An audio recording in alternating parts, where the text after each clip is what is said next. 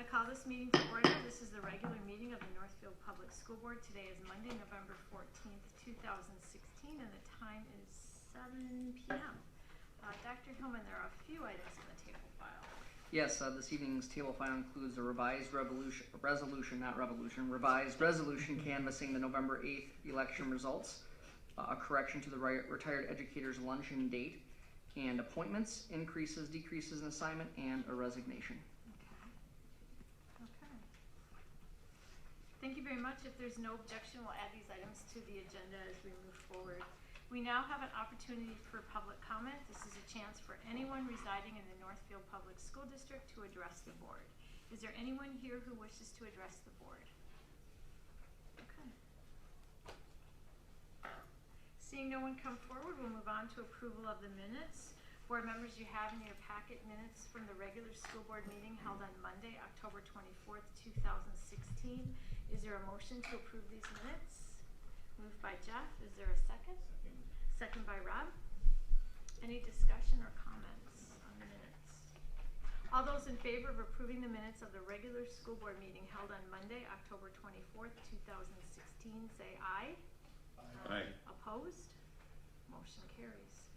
Move on to announcements and recognitions. Dr. Hillman. We have several announcements and recognitions this evening. First, high school business teacher Julie Woolner will be presenting the virtual job shadow software she uses in her business class career units at the statewide CTE Work Summit held November 16th in Bloomington. The conference includes a variety of breakout sessions in all CTE areas. Remember, that's career technical education and technology. This year's keynote speaker is Jim Bewer, Director of Event Marketing and Game Presentation for the Detroit Red Wings.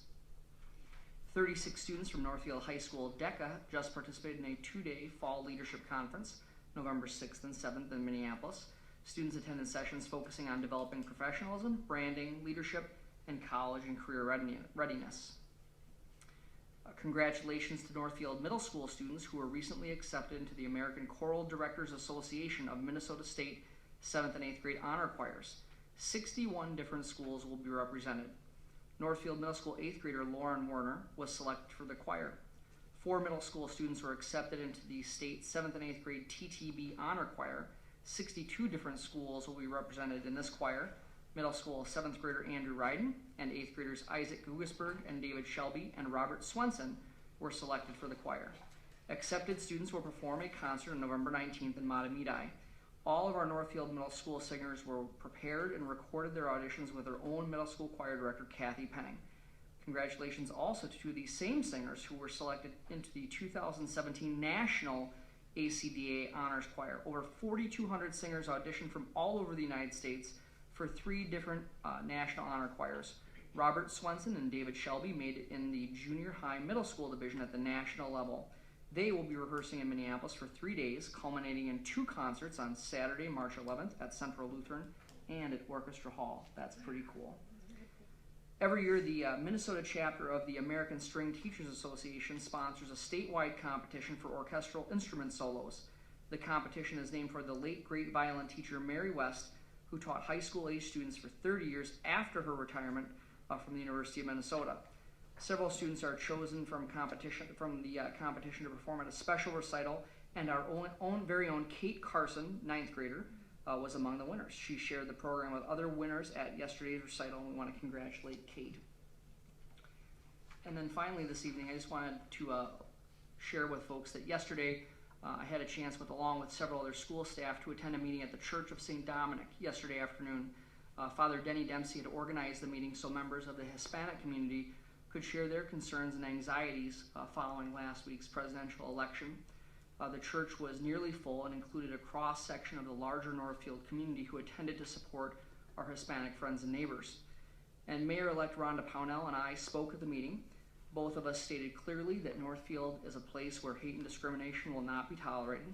I explained to families that district administrators, teachers, and staff support their children unequivocally and not only want them to feel safe in our schools, because we think that's a pretty low bar, but want them to feel valued. And we encouraged families to report any incidents of inappropriate comments, harassment, or discrimination to their teachers and principals. We are uniquely qualified and know how to handle these situations, but they need to be reported to us. And I've assured all the families that were in attendance that our policies and procedures that are in place and that we will follow up and address any concerns or incidents that may occur.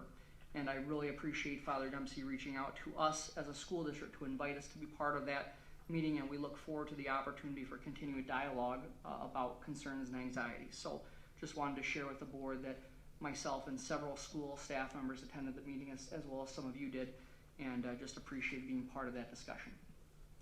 That is what we have for this evening. Thank you. Anything else anyone would like to add? I would just like to add, as I do every year, Bridgewater's Veterans Day event was, again, just really wonderful, and it's amazing the way Nancy Antoine and her staff really educate the kids on the meaning of Veterans Day, and they all participate, and Noel and I were fortunate enough to be able to attend, and it was just a really great event. So very proud moment for the staff, and I think the kids really take it very seriously. So it was a really wonderful event. So we thank them for doing that. Always a great event, yes. Absolutely. Okay, so we will move on to our first item for discussion and report, which is a substitute teacher proposal. Here is the Director of Human Resources, Molly Wieselman.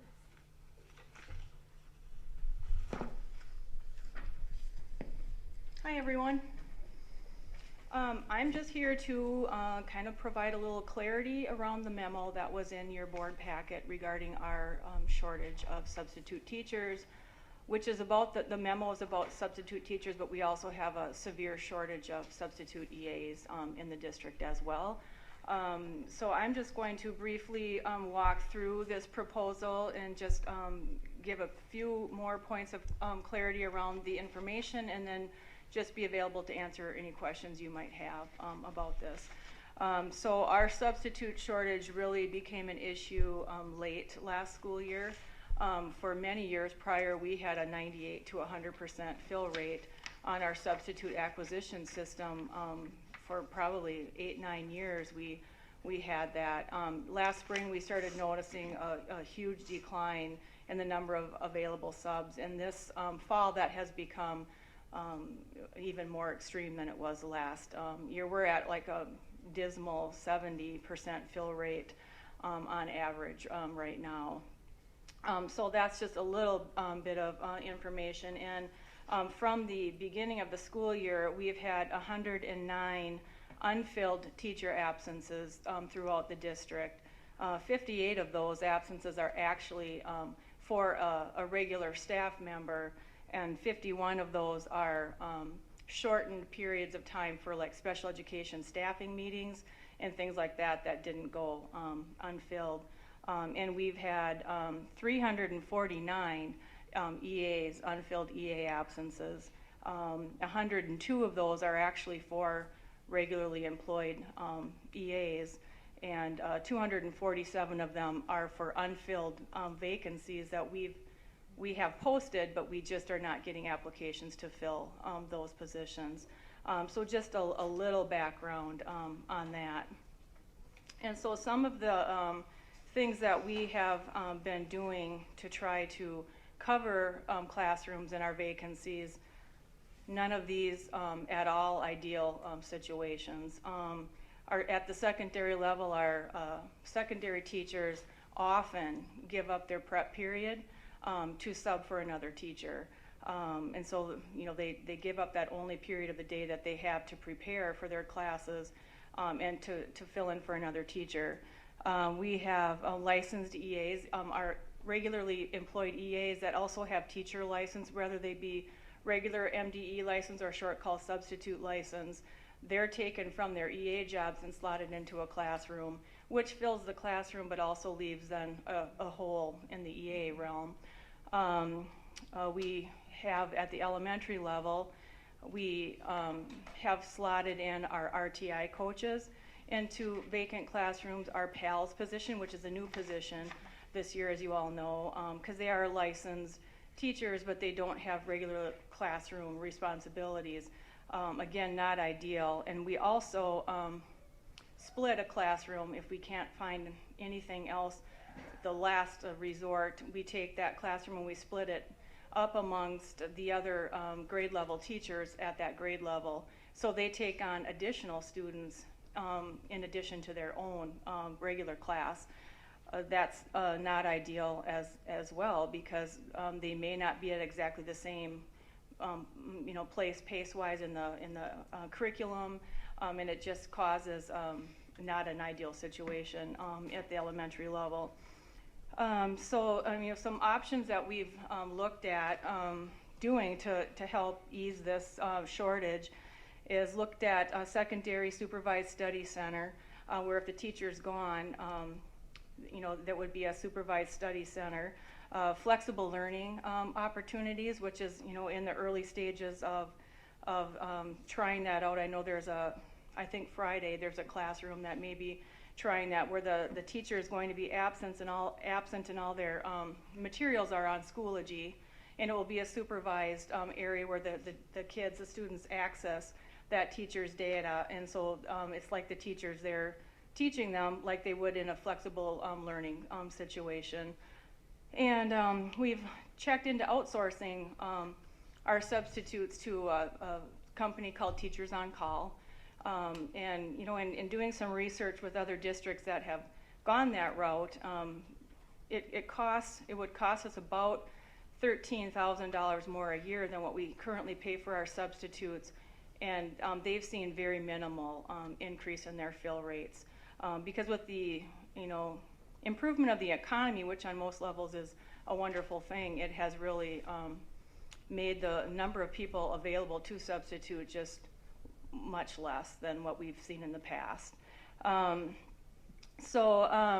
My proposal, and then another thing I've researched with many other districts that are doing this successfully, is hiring our own internal substitutes. I would propose for the Northfield school buildings that we have 2 full-time substitutes. We would hire them with a minimum needing a short call sub-license from MDE.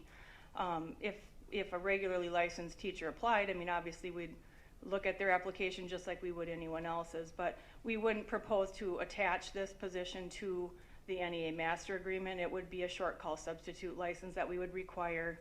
And we would pay them, my proposed amount, if this was approved, would be to pay them $25 an hour, which is above the $23.20 hourly rate for our regular substitutes on our regular sub list.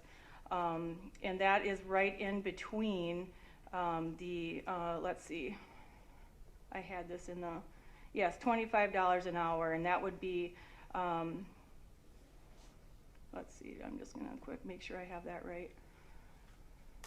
Yes, so the BA0 hourly rate is $24.67, and the regular sub rate is $23.20. And so the short call sub license, when we can't fill all the vacancies in advance, so these positions would be only reserved for the last minute morning of absences. Those are the ones that we're having trouble filling. When a teacher puts in for a personal leave, or they know 2 weeks out that they have a doctor's appointment, they're going to go to the subs on our list actually log in and they choose jobs when they know them in advance. It's the morning of, when they put the absence in, that we can't fill. So these 2 subs would be reserved only for those last minute substitute absences or employee absences. And then another issue is most of the subs on our list that we do have on our list, which some of them are retired teachers and others are not, but the majority of them are on a do not call basis. The sub can have the right to go in and restrict themselves from being called at 5 a.m. and others have restricted call time, so it doesn't start calling them till 7, which is almost behind the 8 ball. It's too late by then. So a lot of them are available when our staff call them in advance, but for those morning of phone calls, out of 4 sheets of substitutes, only 5 or 6 of them actually receive phone calls. So that's another issue that we have. We have a lot of people with restricted call basis. So, I believe that the cost of this would be minimized by, first of all, we wouldn't need to have as many substitutes used on a daily basis. We wouldn't be having teachers giving up their prep period And we do pay them $30 for that missed period during the day. We would hope that we'd have much less of that happening to provide them their prep period. And let's see. But the benefits, would be an additional cost. I'll just be honest with that. If they're full-time employees, we would be offering them insurance benefits, and just like we would any other full-time employee. So that's kind of the basis of my proposal. Any of you have specific questions about the information? Margaret? So they're full-time, meaning you anticipate they will be used every single school day? Yes. Okay, and then they would be in any level where that absence happened? Mm-hmm. Okay. And just to be clear, that the two that I'm proposing here tonight would be used in our Northfield Public Schools building. Mm-hmm. I've also talked to Dr. Hillman about the fact that I truly believe the SevSec board should also look at perhaps hiring a full-time substitute for the SevSec locations. Yeah. Okay, thank you. And I think the key thing here too is we're not asking for any approval on this evening, because as you know, our typical process, we bring you a proposal, lay it out for you, but we will be asking you to act on this proposal at the next meeting. And I really think the key thing that Molly has laid out is that the economy has really improved to the point where we're hearing these same kinds of shortages across the Big Nine. Mm-hmm. And when we go to the north into the Twin Cities, we're hearing those and people are really turning and saying that the things that we have done in the past to try to solve these issues are not working like they once did. And we think it's for a variety of reasons, but we know we are not alone. You know that we look at our pay rates every so often and usually make sure that we're competitive. We are still competitive with the other districts around us, but we have to also look at some point we may need to raise the pay again, and what we know is that creates a one-upsmanship, and so other districts will do the same thing, and then we could be right back in the same point. But I think the two full-time internal teachers, what that will do is it will relieve the issues that are the most prevalent, which is the morning of calls when someone wakes up and is ill and cannot come that day. Those, if you look at the data, those are the ones that we are having difficulty filling. Yeah. And so by having those two people on staff, we hope to be able to relieve some of the other issues that are a result of it, and trying to make sure that we are covering classrooms and those kinds of pieces. As Molly mentioned, there's a number of other things that we are considering and working on, but this is something that we need your permission to do. And so these are people who would be hired every day. We know for sure that there will always be a job for them. There's no concern about that. So I think the key thing is we are looking at other districts who have been successful in addressing the issue, and this is one of the things that is different than what we are currently working on, that we think has a chance to help us out. And again, it's about making sure that we don't have to be asking our teachers and other folks to fill in for these positions, because that takes them away from their duties or their priority, and we don't want that. We want to make sure that they have their daily schedule as is, and so this we really think is going to help alleviate some of those pieces. Also, if you know anyone with a 4-year degree who would be willing to get a short call substitute license, we'd be happy to work with them on it, because we've been trying to expand the sub pool, and it's very difficult. But if you know people who are interested, making sure we reach out to people is an important piece of, because sometimes it is a personal request. And so while we continue to advertise, it is real, it is across districts, and we think that this proposal could really alleviate some of the issues. Mm-hmm. Okay, board members, other questions? No. Excellent presentation, and certainly answered Thank you, the questions. I think being able to anticipate this is really helpful, so I support it. Jeff? So I might understand the two people that would be the kind of the priority there. If they don't have anything for that day, do they have priority over the next available for the first sub? I mean, Yes, these two people would be, the first two absences that would happen to come up in the system, these two people would be first slotted in. We can set the system up that way that they would be assigned first to any vacant positions, and then it would go to our ASOP sub pool for any additional positions. So is that pretty much every day that you see it? There are days that they might. Oh yeah, every day we have at least more than 2 teacher absences, yes. And some of those are in advance, and some of those are scheduled out in advance, but it's the morning of absences that we really 6:30 that teacher gets up, or 6 o'clock they get up, and either they're ill or their child's ill, or something has come up that they can't make it to work. And some of them, honestly, they come to work very sick sometimes because they just know that their class is not going to be covered, and they're very well, I don't know what the word I'm looking for is, but they're very dedicated to their students, and they do come ill when they know that there's probably not going to be a good option for a substitute for their class that day. Rob, you have a question? Yeah, I'm just thinking about you mentioned the person hired would not be subject to the master. They wouldn't be tied to the NEA master agreement. Okay, so I'm just wondering how the NEA feels about that, and whether this creates a precedent, or just because my angle here, I'm looking at Amy, so I'm just wondering. Well, my proposal would only be employing these. I mean, I would want the district to be able to assess these positions, the need for these positions on an annual basis, because like I said, we ran on a 98 to 100% fill rate for the last 7-8 years. But the end of last year, we started to see the decline in the number of available substitutes. You never know when that's going to turn around again. So they would be hired on an annual basis. They would never be an ongoing employee. And having a short call substitute license, which is what we're requiring for the position, they would not be able to be attached to the NEA agreement because they don't have a regular MDE license. So they wouldn't be able to have continuing contract rights as a regularly licensed teacher would.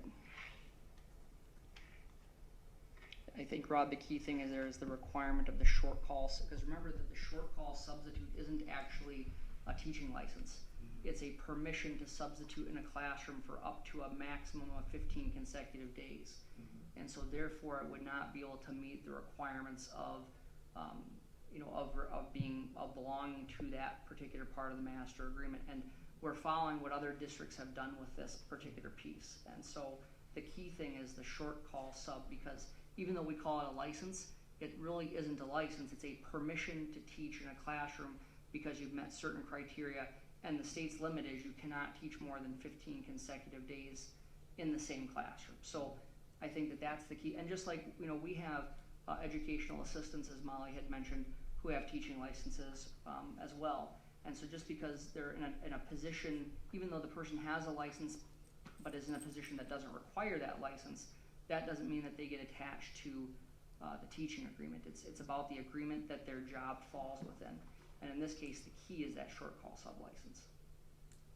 And we would propose to even use these individuals on a long-term sub basis. I mean, if we had an absence more than 15 days for any given teacher, we would still post that position. I mean, obviously we could slide one of these people in short term to help cover the absence until we could find someone that was licensed. But as Matt said, you can't have them in any one individual classroom for more than 15 consecutive days, and then they have to be removed from that classroom because they don't have a regular license.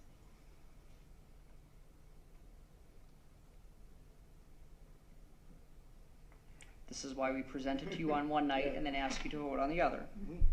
So if you, Other questions? I had a couple questions. So you said a year contract, so you're saying the contract, when you hopefully are able, after the next meeting, if it's approved, you post it, it would just be a contract for the remainder of the school year? Mm-hmm. Okay. And then, so you talked about where the software, whatever, that would assign them to that substitute position. If you were to put something in place at the high school where you'd have a structured study center or something like that, would you then try to slot them into an elementary position where you wouldn't have those options, or is it automatically just going to roll to assigning them the first? I don't know the logistics Yeah. of that exactly yet, but my understanding from, I talked to several different school districts that are doing this successfully, New Prague and Prior Lake, and my understanding is that they are slotted into any given absence that comes up the morning of first. But that doesn't mean we couldn't, you know, if we did have someone slotted into a high school vacancy, that if we could do the supervised study center, and then we had a need at the elementary level, that they would be shifted to go to the elementary level rather than have to do one of these less than ideal options that we're currently utilizing, like splitting the classroom up amongst 3 other teachers. That is never our first choice, but it does happen, and it's happening more often this year than you know, we would like. So far this year at Sibley, that's happened 5 times that where a class has been split up. 3 times at Greenville Park and once at Bridgewater. The information I got from the principals in those locations, and that's not it's not a good environment, I don't think, for the teacher or for the students in that classroom. So those classrooms. So you know, we could certainly switch anything around that we wanted. If something came up at the elementary level and then we couldn't find a substitute, we could certainly slot one of those full-time substitutes from a secondary and make that into a supervised study center and move that individual into the classroom at the elementary building. We would, you know, be able to do that. Yeah, you just have to get in and work with it. Yep. Yeah, exactly. So is there some level of confidence that we'd be able to find a couple of people who would be willing to take a position? I believe like so. this? I mean, we have a lot of people that currently do short call subs, but they also do it for like 4 or 5 districts. You know, they sub here, but they sub in New Prague, Farmington, Faribault, Randolph, you know, Farmington. So if they could have a full-time regular position where they didn't have to travel, and they would be having regular income, they wouldn't have to be going on ASOP and you know, picking up sub jobs, and you know, and there's really it's just an everyday sub job. I think we could have some success in getting some applicants. Okay, And the that's benefits, I think, will be big there Mhm. because Agree. for anyone who substitutes in multiple districts, they don't have the opportunity. So I think the real enticing factor will be having the opportunity to access benefits if they so choose.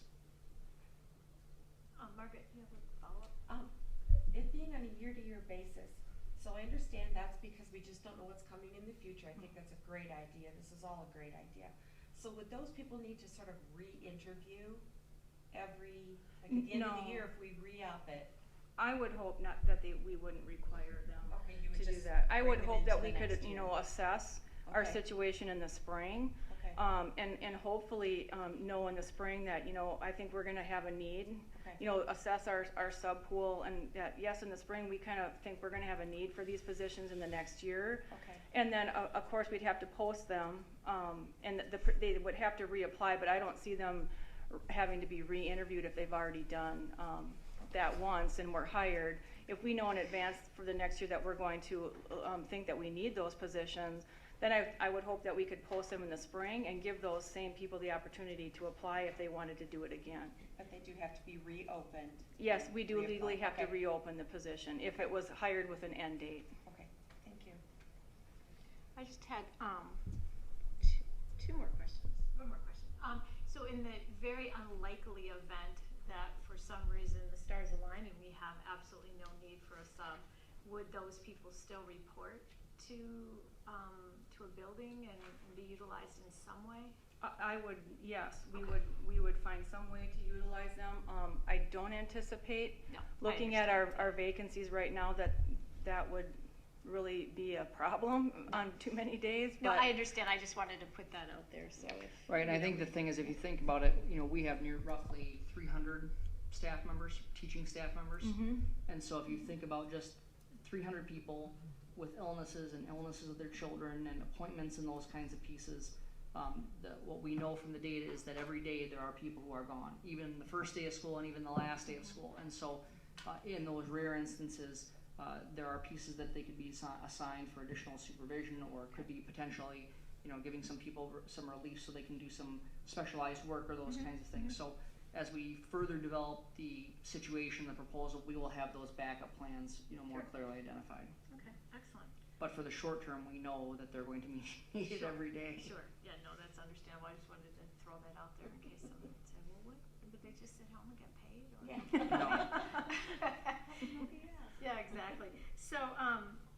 I think, did anyone else have any other questions or comments? I just really appreciate you guys thinking outside the box on this and really trying to, it's always great, I think, when we can benchmark ideas like this with other districts and understand how it's working. And it's obviously a challenge, and to come up with this approach, I think, is really excellent. Well, and I have to give credit for that to our whole administrative team. We just kind of did a brainstorming, and Matt removed the option of, you know, there is no available, so that's not an option. There is no subs on the list. You know, what else, you know, throw some other ideas out there. So he kind of took out that option of having available subs, and some of these ideas came forward from our whole administrative team. So Excellent, thank you. Well, what's happening now is not working.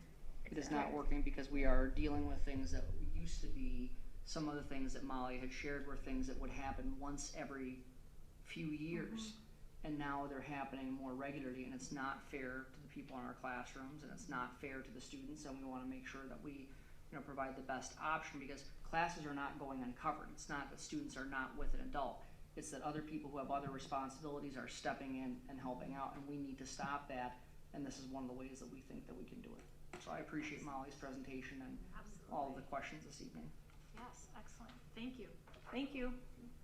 So then we'll vote on this proposal at. We'll bring it at the our November 28th meeting, yes. Board meeting. Okay, excellent. So we'll move on now to our the two school improvement plan presentations we have this evening. Area Learning Center and Community Services. It appears that Area Learning Center is going first. The director of the LC is Darryl Keller, who's here to present for the Alternative Learning Center. Good evening. I'm Darryl Keller, the director of the ALC. So this is the 2016-17 school improvement plan for the Area Learning Center. I'll just explain a little bit what's on the title slide there, just so you know. So starting from the left and working right, we were 2016 Program of the Year for the Minnesota Association of Alternative Programs last year. So that's the first award on the left. Then the one in the middle is the Promising Practice Award that we received. Cheryl Matheson received for the backpack program that we have going on. So that's the middle award. And then the far right, we have every 2 years as part of the PBIS implementation. We never used to have a logo. We never used to have an identity for the ALC. So we decided that's a pretty cool way to incorporate, give ownership to the students. So we have a logo contest every 2 years. So the top one is the former winner. And so that's now in our Hall of Fame. And then the bottom one is this fall we had the contest again, and that's the winner student voted. So all the students and staff get to vote on which one they like. And then we make t-shirts, we had sweatpants, there's requests for hoodies, and so we take the logo and put that on some clothing. So previous winner, and then the bottom corner there's the current 2016-17 logo. So that's the title slide, just to explain any of that. So for advancing slides, used to be a trigger. Do I just use the mouse? Press the right arrow on the keyboard.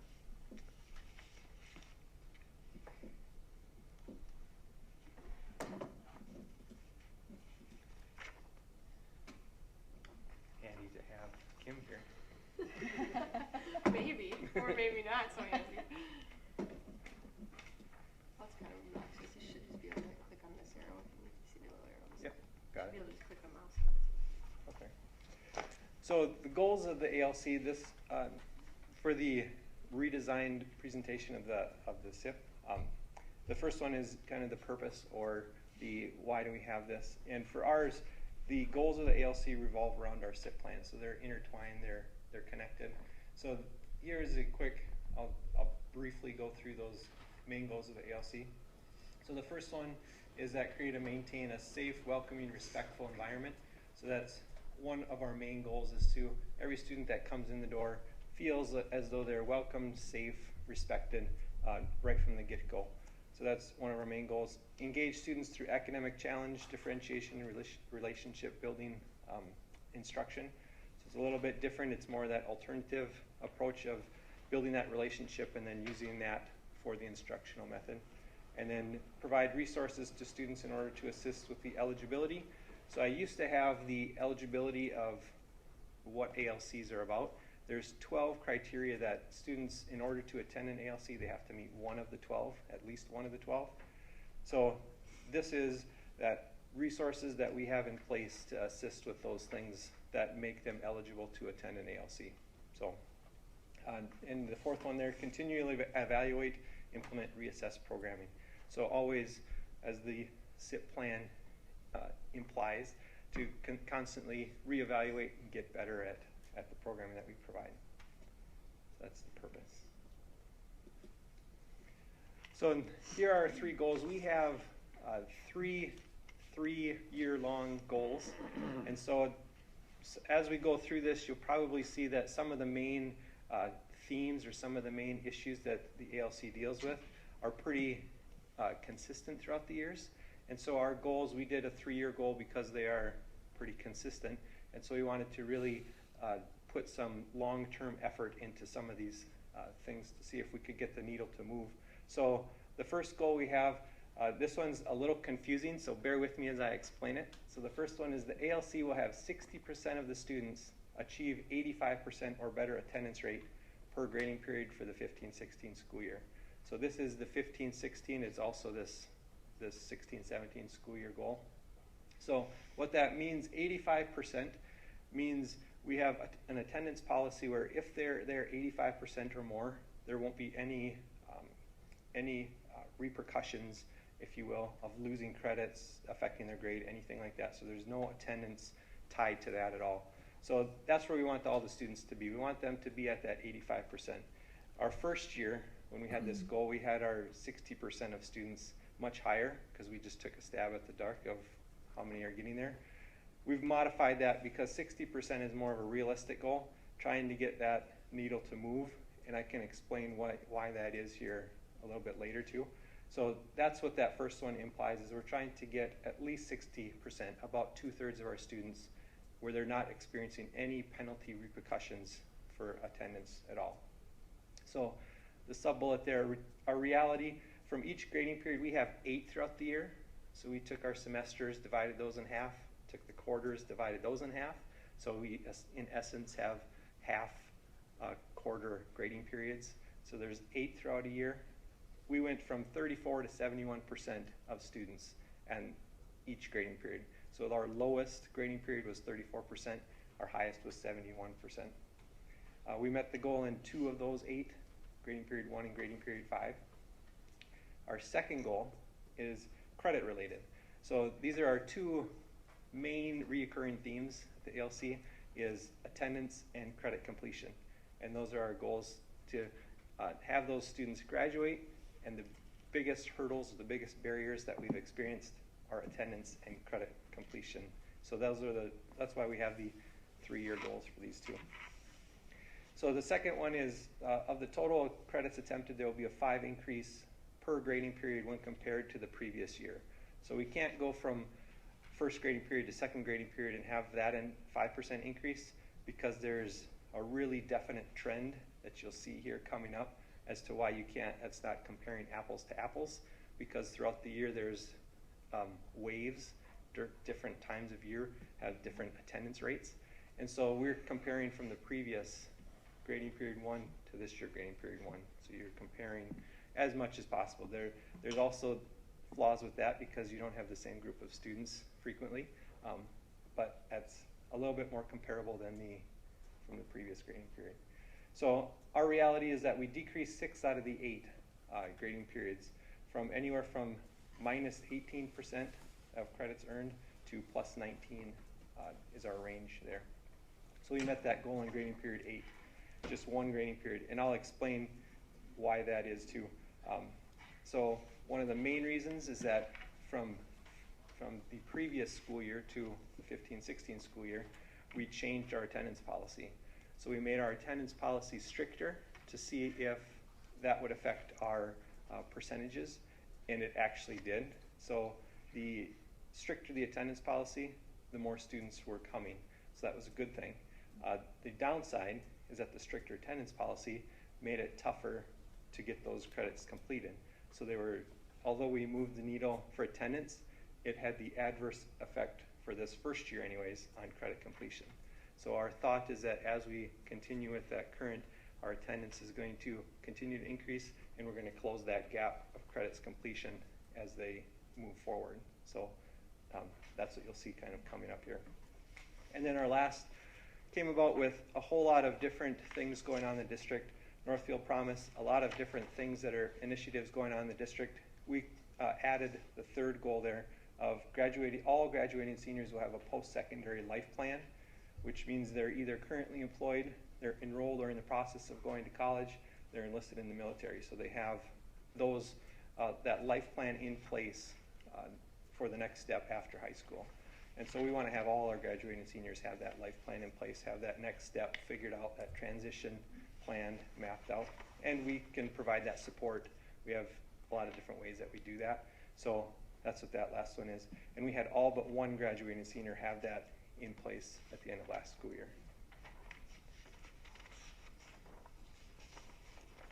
I think that just went one. Did that just go one? Oh, no, I skipped two. So the major learning from this last one, I touched on some of these already. You'll notice these I didn't really intend on, I knew it was going to be a really busy slide and pretty small, so I didn't really intend on too much there. But if you want to see these, you can definitely let me know and I can get you kind of a little bit bigger picture here. But the first one there is there's slight patterns depending on policy. We currently have about 65% of our students qualify as chronically truant, so about 2/3 of our students. And so that's why we have that attendance issue, and that's why we have the attendance policy, and that's why we really focus on attendance, is to try and turn that around for students. What you'll notice, that graph is just kind of the roller coaster effect is what we call it.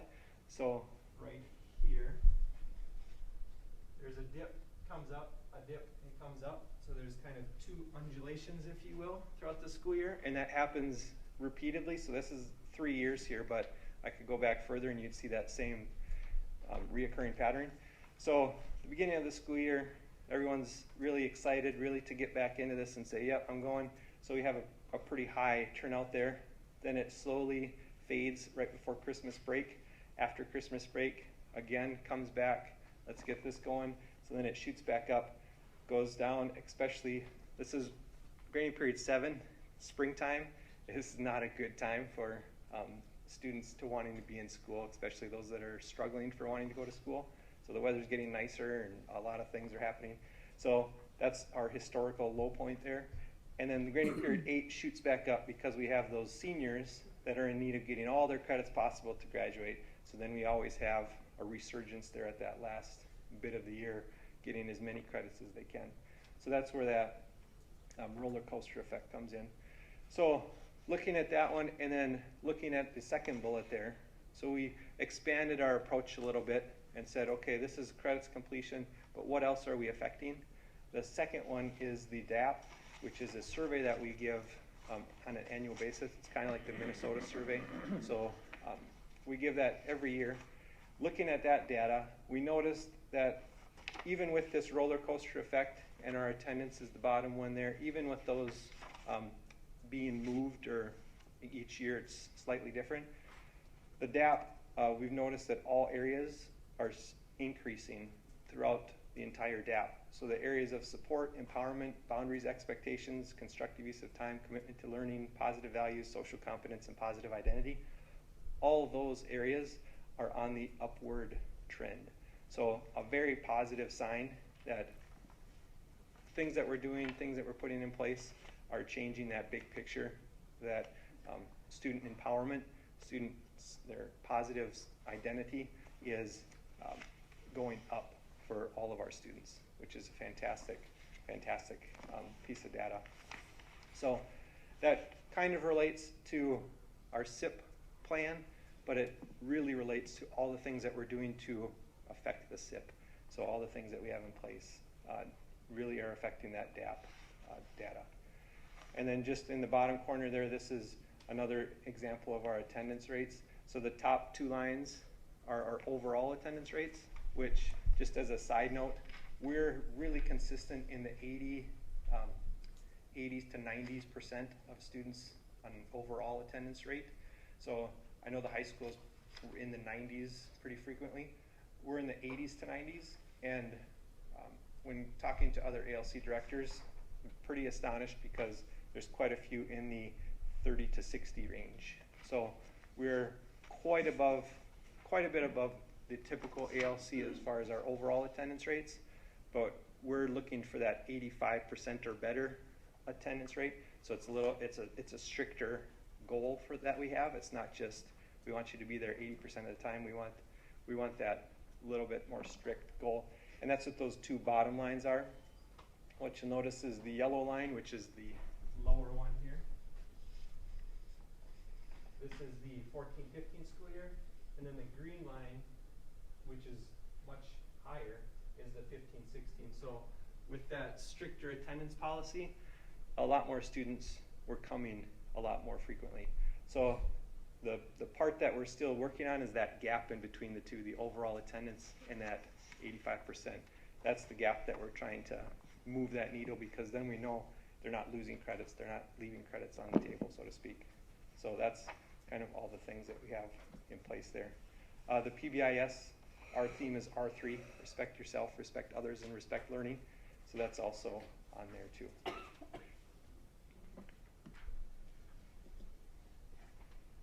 So I've already talked about these. This is year 3 of our 3-year goals. So these goals are the same that they were for the 15-16 school year. So we're in the process of tracking those right now.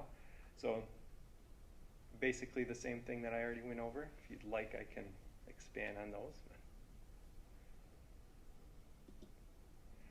And then the action plan to achieve our goals. So we have a 4-pronged approach. So the first one, PLCs and staff meetings. We have weekly staff meetings, weekly PLCs, and we address everything from student activities. We have PBIS activities that we implement and talk about. This year's PLC topic for the ALC is, there's a lot of acronyms I just noticed, I just threw out there. So our PLC topic is SEL, social emotional learning. So that is our main focus for the entire school year. So every PLC we are diving very deep into social emotional learning, which, if you remember, relates to that DAP survey very well. So we're using that. That's kind of how we came about with the social emotional learning topic for this year. So we're doing a lot of activities. We're just about to use the DESA as through the Minnesota Alliance Promise Fellows. We are using the DESA, which is a measurement tool for social emotional learning. So we're going to be using that to measure the effectiveness, in essence, of our implementation. And then the PAT stands for the Planning Activities Team. We have it's our version of a student council. So we have a group of students that are on the PAT team that plan our activities like PBIS related field trips, community building things. We're making breakfast this coming up Friday for just a fun thing to do. So they're the ones that came together and said, hey, we should do this activity at community building. So it could be a wide range of things. They planned a Halloween party when it was Halloween. They do quite a bit of different things, planning, and so that's another student activity group. And then also data collection. I know some of you are really, really interested in the data collection. We have multiple ways that we're gathering the data and going through that. And PLC's staff meeting is just trying to use those data-informed decisions to the best of our ability. Another action plan that we have is staff development. So the MAP conference, that's that award we got, the Minnesota Association of Alternative Programs. It's very lengthy. So every year we try and get some staff members to go to that because it's a very large alternative programming conference. There's 300 to 500 attendees every year. It's a pretty large event. Just about every ALC charter school online sends someone to it. So it's really good for networking and also just getting a ton of ideas. A lot of the things that we do, like we have student conferences that it's kind of like a professional conference when you go to a conference and go to breakout sessions. We do that for the students. So the staff put on a conference, and then students can sign up for things that they're interested in. So it's just like a professional conference. One last interruption regarding the additional sessions that we have available to parents tonight, in addition to our high school conferences. At 8 o'clock will be the last, not only the last, but the final Navi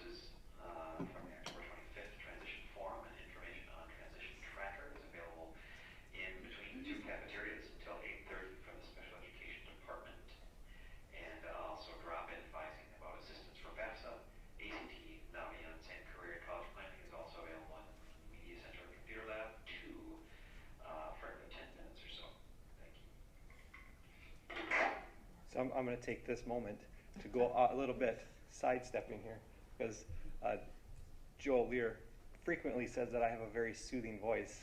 And I'd like to go on record that he also has. I think that's a very soothing voice. So it's on record now, officially. So going back to conferences, science and art conferences as well. Our resource allocation takes up a couple of chunks there. So as I've already mentioned, trying to make sure we have things in place to remove those barriers. So I just have the percentage of students that are currently at the ALC. 85% are behind in credits, 65% mental health, 65% truancy, 32% chemically dependent. So we're trying to do things, put things in place to address those qualifiers. And then we also have assisting with that life plan. So our Promise Fellow does a lot of that PSEO, career pathways, college, those types of activities. She really helps with supporting the students that way. And then we also have service learning projects. We actually, ironically, just went to Sharing and Caring Hands and Feed My Starving Children today. So we took a group up there and had a service day. So doing a lot of those service learning projects really also helps with a lot of the things I've already mentioned today. So there's a list of other things too that we do. Are there any questions? Oh, excellent report. So, board members, questions or comments? Fritz? So I had written down some questions which your presentation answered as you went along, which was great. Just out of curiosity, as you try to reach your SIP goals, are there a handful of other ALC programs around the state that you look at as peers to try to bounce those ideas around with? Yes and no.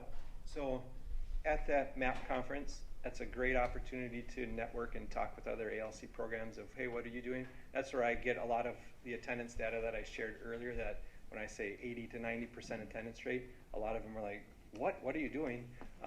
So that's where I get to bounce things off. The no part of that is that you quickly realize how individual each ALC is. And so it's very individualized for the students that they have. And so there's some commonalities, but there's quite a few non-common occurrences. And so trying to get some of those ideas and say, how could we adapt this to our program? We do a lot of, but it's very hard to compare apples to apples because each one is so different. Thank you. Rob? I'm interested in the roller coaster effect that you talked about with the attendance being higher in 1, 5, and 8, and the effect that has on instruction, and because I'm thinking if I'm trying to teach Latin and students only come in week 1, 5, and 8, they're not going to learn any Latin. So how do you adjust just teaching the students? And that goes back to the slide of, it's kind of our first slide of the goals. So we have our instructional practices are alternative because of that is a huge factor, is that the differentiation is a huge need of each student is at a different spot. It really helps to have a smaller program. So once you get too big, it makes it really tough to differentiate on the level that you need to for ALCs. So that's a huge benefit, is to kind of weigh that, the size of the ALC for finance and budgetary reasons, but philosophically, where does it start to counteract the positive? So that's one thing that we try and do, the differentiation. Another thing is that relationship building. So trying to, a lot of students, they may come to the ALC disengaged from educational process and say, no, I'm done, I'm not interested in it. But if we can build that relationship and turn that around, then we can start getting them. So the 65%, it would be, I don't have this statistic available, but it'd be really interesting to see of that 65% that are truant, how many are truant at the ALC, because it's much less. It's several students that when they come to us, they are chronically truant, but there's 2 that come to mind that got the perfect attendance award.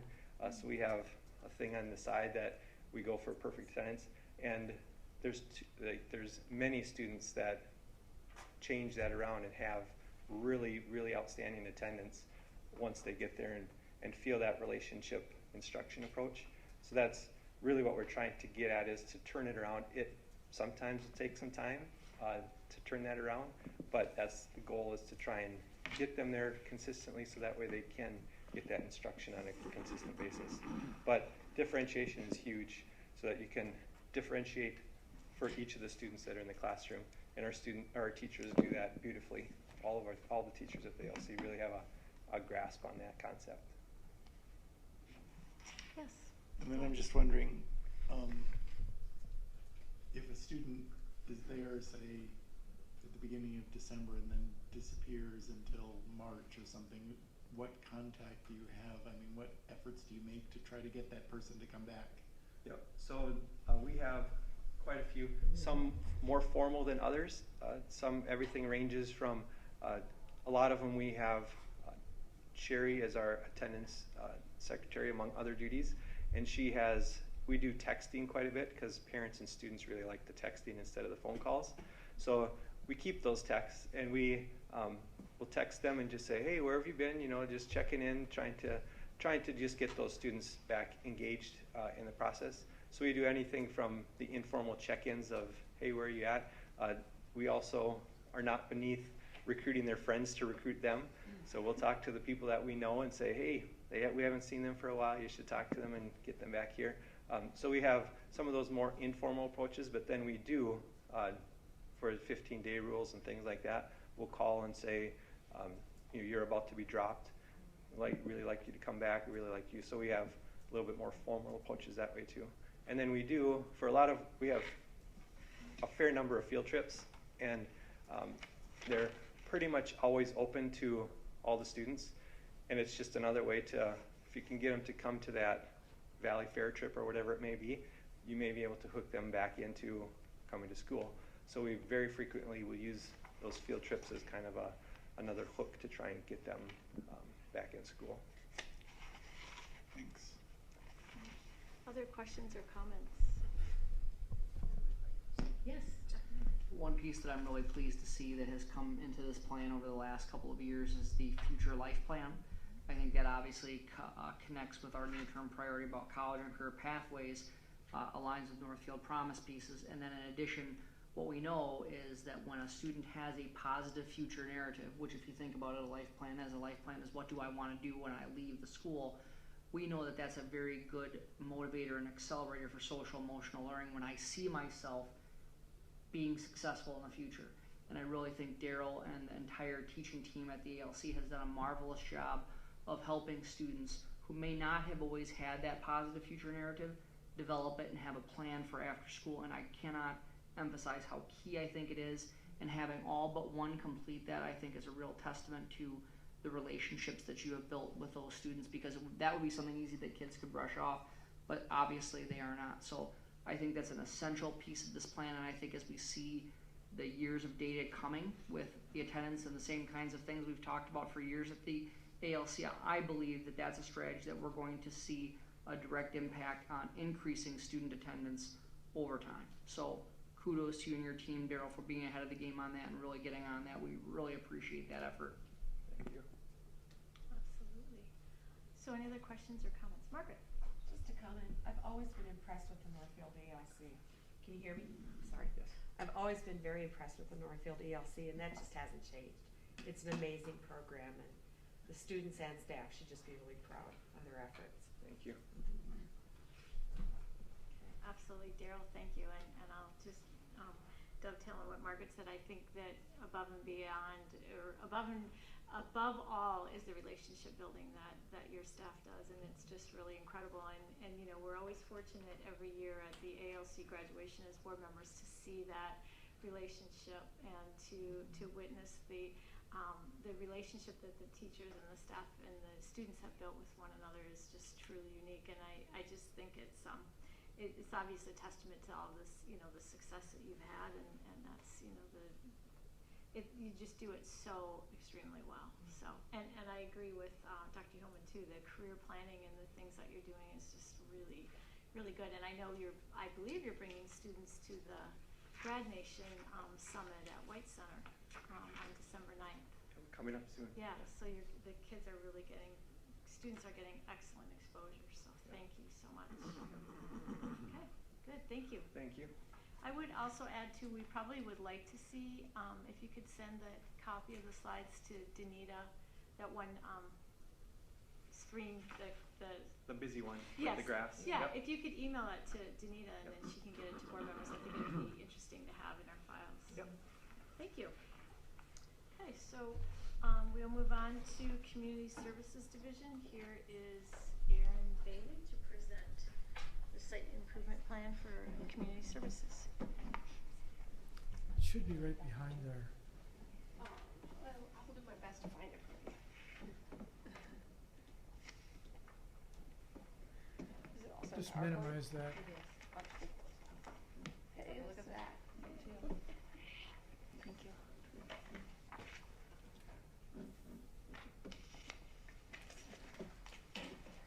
Well, thank you for the opportunity to present the Community Services Division progress report from the 2015-16 site improvement plan and then our site improvement plan for this current year. As just a reminder, as we get started, the nature of the Community Services Division programming makes our site improvement plan look a little bit different than the other buildings. It's not quite, we don't typically have a goal focused just on academics and a goal that is focused just on climate. So just as a reminder as we get going in this.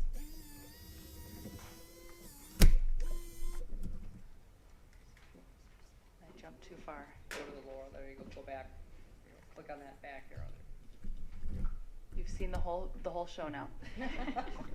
So in review, just a reminder of what our goals were from last year. Our first goal, of course, it revolved around the Northfield Promise and was again to expand and enhance the Northfield Promise in the community that will focus on supporting all Northfield youth cradle to career. Our second goal was to successfully implement security enhancements at the Northfield Community Resource Center, which is what houses the Community Services Office, along with our ECFE programming and our Adult Basic Education programming, and then, of course, within all the other Community Services Division programs that are housed both throughout the district buildings and the city of Northfield. And then our third goal for last year was to determine appropriate space and programming needs for Community Services Division programming. So then just some of the large takeaways that we had from last year. Especially starting with around our first goal and tied to the Northfield Promise. One of the things that we worked really hard was this completion of the Ready for Kindergarten roadmap. And Val is going to pass around a few of these so you can just actually see the real deal. So we did, what this roadmap does do is it pairs developmental needs with the local opportunities. And as you'll see, one side is in English and then the other side is in Spanish. We did print 500 copies of these this year and then distributed them at kindergarten meetings that were held last March. We also, which is part of our plan this year, but have been distributing them at all child care center sites, the library, the YMCA, any place that would have parents gathering with and looking for resources for their children. So really was a huge effort of the Ready for Kindergarten Action Team, which the Community Services Division has facilitated and been heavily involved in. Another huge takeaway is we distributed almost 3,500 free books. And if you remember, this project actually started with the Northfield Rotary Club's literacy initiative. The Northfield Rotary Club built several beautiful wooden book drop boxes. And so those drop boxes are still located throughout the community. Books are still being put in there. And the Community Services Division has really kind of taken over the effort of getting those collected, getting them processed, and getting them redistributed. In addition to now, at this point, books are just being dropped at our office as well. So right now, we have 15 free bookshelves throughout the community. That's how we got these almost 3,500 books distributed. And what we also did, if you'll remember from our site improvement plan from last year, is the 1, 2, 3 Read With Me sticker, which was developed as part of the reading team's action plan out of the Northfield Promise. That sticker has been put in all of the books that we've been distributing. And so another great highlight that's come out of that action team. Both the books and the stickers, we have both English and Spanish books, and then obviously the corresponding sticker has been put in there. So really a great opportunity to get books in the hands of children and families. And then lastly, one of the large takeaways last year was just certainly the importance of early learning scholarships. We've done some great work, and many kudos to Hope Langston, who's really helped us collect the data that really shows that the achievement gap is present before children are even entering kindergarten. And so I think the more kids that we can give these scholarship opportunities to attend high quality preschool before entering kindergarten just means we have that many more opportunities to help close any gaps that might exist before entering kindergarten. So we did several opportunities to promote our early learning scholarships last year. We held a lunch in August with area organizations that might come into interaction with families that would be eligible for these early learning scholarships. So we invited people from the hospital, from the CAC, from Health Finders, several organizations throughout town to come and receive the information and then help distribute those when they had interactions with families in town. We also had postcards put together that were distributed throughout the community. The Link Center had information go out both in English and Spanish. Last year we did have 35 students that received some sort of early learning scholarship to attend hand-in-hand preschool. So that would be either Pathway 1, Pathway 2, or our own school readiness levy dollars. At this point this year we have 42 students that are on some sort of scholarship at this point in the year, and it certainly could increase too as the year goes on. But really, we are continuing to really strive and really work hard to get have families be able to access those scholarships. I shouldn't touch anything.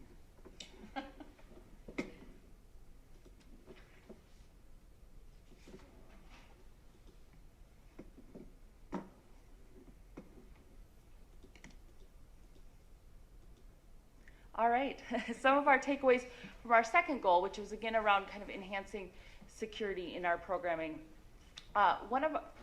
Where we got a lot of suggestions and ideas, if you remember back in the fall of 2014, Dr. Richardson and Dr. Hillman went around to every group in the district and had conversations about, and it wasn't just meant around security, but a lot of things that came up in our groups were security, but it had conversations with both staffs and community members about what do you like about your facility, what would you like to see improved at your facility, and if you had kind of a magic wand, what would you do at your facility? So this did lead to some great suggestions and opportunities for both the work at the Northfield Community Resource Center and within the Community Services Division programming.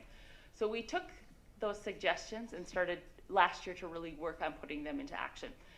So the pictures you will see here are at the Northfield Community Resource Center, and kind of two of the big things that came out of those conversations were in our parking lot. It's a very busy building if you've been over there. We are not the only program that's in there, and so lots of traffic and cars. It's a bus route. So one of the first things that came out loud and clear is we'd love to have a large crosswalk from the island to get people into our building. So the bottom picture, as you can see, is a large crosswalk that got painted. We also added 6 parking signs into that front island area across from our office that allows for 15-minute parking and parking for families with small children. Again, all of those came from feedback. The other things that we did at the NCRC, we added blinds to all of the ECFE classrooms, both as a security measure. Also, we do offer classes for new moms, so it has both been a nice privacy piece and a security measure. We have added room signs at the NCRC, not just to the Community Services Division, but they were so popular they've gone building wide. So if you are in any of the hallways, there are now lovely signs that are hanging there letting you know which room you're at. And then finally, and this was, the effort initially started with the Senior Center, but there is an electronic sign on Jefferson Parkway for the Northfield Community Resource Center. With funding that came from the Senior Center, and the initiative started with the Senior Center, although many members of the tenants group at the Northfield Community Resource Center attended meetings with the City of Northfield, the Planning and Zoning Commission to make sure that happened, and it's been a great advertising piece for our programs, as well as they're willing to advertise all programming that takes place in the building. Another place, and this ties back of a piece that we did last year that ties back to our early learning scholarship, is there is a sign recognizing our parent-aware status outside of Longfellow School. So if you drive by the front of Longfellow School, you can see we are 4-star parent-aware rated. Gotcha. And then some of the takeaways from our last goal. And I'm not sure that this slide actually does justice to all that happened at Longfellow last year. But to condense it into one slide, we did a lot of work to really create more classroom space at Longfellow last year. And I must give kudos to everyone in the district for this, because everyone was willing to give up what was a district conference room to really make some of these things happen for some of our earliest learners at Longfellow. So we moved screening, preschool screening, over to the Northfield Community Resource Center, which freed up the other use that was of the district conference room. That then became an additional Early Ventures preschool classroom, so our child care center preschool classroom. We also then added a hand-in-hand classroom. And so by having both of these together, we are able to provide wraparound childcare for more students to attend preschool. So these kind of go hand in hand, these two pieces. But please know that when you add either of these, it does mean supplies, furniture, technology, staff, marketing. So there is a lot of pieces that went into being able to add 2 of these new classrooms into this Longfellow space. We also last year toured 2 other facilities to see how other districts utilize space for what would be their type of community services programming. So we did go both to Apple Valley and Lakeville to kind of get an idea for how this looks in other districts and other facilities as we were doing some of this planning. So looking ahead, for our 3 goals for this year, the first 2 will look very familiar as they're continuations of what we've been working on this last year, both continuing the work around Northfield Promise and then continuing to determine the appropriate space and programming needs for the Community Services Division programs. And then our 3rd goal is to expand and enhance the professional development opportunities for all community services staff. So how will we get there? We'll continue to focus our work in Northfield Promise action teams and at the Greenville Park Community School.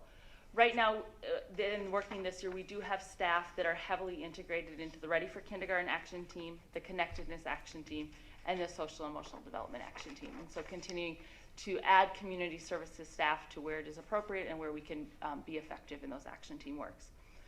And Catherine Lozada was here at the last school board meeting to talk about the Greenville Park Community School, and the Greenville Park School is certainly using the work of the community school to tie into their climate goals. So you'll see most of what's in our site improvement plan has to do with securing funding for years 4 and 5, and really more of the number data pieces that we are required to hit. So just know that's the balance between Greenville Park and us. And so we are really working on those numbers that are in our grant for the Minnesota Department of Education, again with the hopes of securing funding for year 4 and 5, which we should have a little more clarity about, I'm guessing, after the first of the year, because we are in the 3rd year of that grant. Then we will continue to work to improve the community services spaces and provide input on the district master's facility plan. As you saw, we added spaces, so you know we've added children into programming. We've especially added children into our early childhood programming, our school age care programming, and the community use of facilities, which you will see. So for example, we right now for Early Ventures, which is our birth to 5 licensed child care center, we have 18 children on a wait list for infant and toddler rooms. So we always will continue to think about how we can do space for them. Kid Ventures, which is our school age child care program, which is in all 3 elementary schools before and after school, increased 113 children from 14-15 to 15-16. So we're looking at just under 600 kids in that program throughout the 3 buildings. So with these things in mind, we will obviously continue to look at space, think how we can best use space within those buildings. We'll explore curricula and expand outreach in early childhood programs. Again, I've said this over and over today, but the emphasis is there. We are seeing increased numbers in those areas. And so not only looking at curricula to better our programming, but then also where we can outreach into the community, making ourselves accessible to families and neighborhoods as well. And then finally, meeting the established professional development guidelines. We do want to put an emphasis on this year with making sure staff in all ranks of the Community Services Division have the opportunity for professional development. Our early Ventures Learning Program is licensed by the Department of Human Services. They provide some standards for professional development in that area.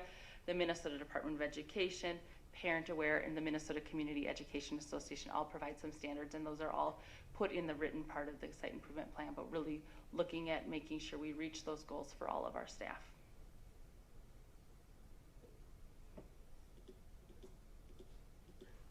I end up moving the mouse instead of just tapping on it. So in closing, because November 10th, just last week, was National Community Education Day, and just a few facts out of our department. So for last fiscal year, we had 40,732 children, youth, and adults participate in a community services program, which is a slight increase over last year. And we did have 121,969 people had access to a school district facility through community services. So that is those are very busy facilities, which Jim Colseth definitely knows. And it's over a 23,000 person increase over last year, really due to a couple of reasons. Political caucuses were held in the buildings last year, and certainly were well attended last year. We also have Canvas Church as one of our long-term lease agreements has seen pretty significant increase in their attendance. So that is another reason those numbers have gone up over the last year. So with that, I'll take any questions or comments. Wow. Erin, once again, an amazing presentation. Thank you. So questions and comments board members have? Fritz. You mentioned the waiting list for, thank you. You mentioned the waiting list for early ventures. Is there a waiting list for hand in hand also? My guess has always been that there's latent demand for additional hand in hand spaces if there were physical space for it, but that's maybe not true. So it's a little interesting. Yes, in certain sections. So we're an integrated program, and so each classroom has certain slots reserved for general education students, and then certain slots related for special education students. What we are seeing this year, there's a pretty significant increase right now in special education students, and so trying to make sure that we have slots in those areas. Where we have some slight openings right now for general education students would be for 3-year-olds. So not necessarily in that year right before kindergarten, but people who are looking for 2 years of preschool, we could have room for some 3-year-olds. And otherwise, for general education, we have a couple of slots in a 4-day afternoon class, although we've already had 2 families moving into the district in January who've asked for slots, which would put us down to about 1 slot open right now. So with last year's expansion into that additional conference room, at this point, it's not as though it's a daily pain that there isn't yet another classroom. It's actually going. Yep, not for hand in hand at this moment. Correct. Thanks. Good question. Other questions, comments? Margaret? Just a comment, as with the ALC, I'm completely impressed with community services every year. Sometimes I feel like we in Northfield might take it a little for granted that we have these amazing opportunities, but I certainly don't. So kudos to your staff. Thank you. Absolutely. Thank you. Jeff? I like this piece. We should have this for every grade. Sure enough. Okay, Dr. Hillman, your comments. One piece I'm sorry, no, go ahead. I applaud you and your staff for the enthusiasm and creativity you bring to this to make it really an educational opportunity. Thank you. Thank you. I have one other quick question too. So I noticed in the actual site improvement plan that you had revised the ECFE sliding fee scale. Did that impact participation? It did. Okay. So what we did is actually lowered.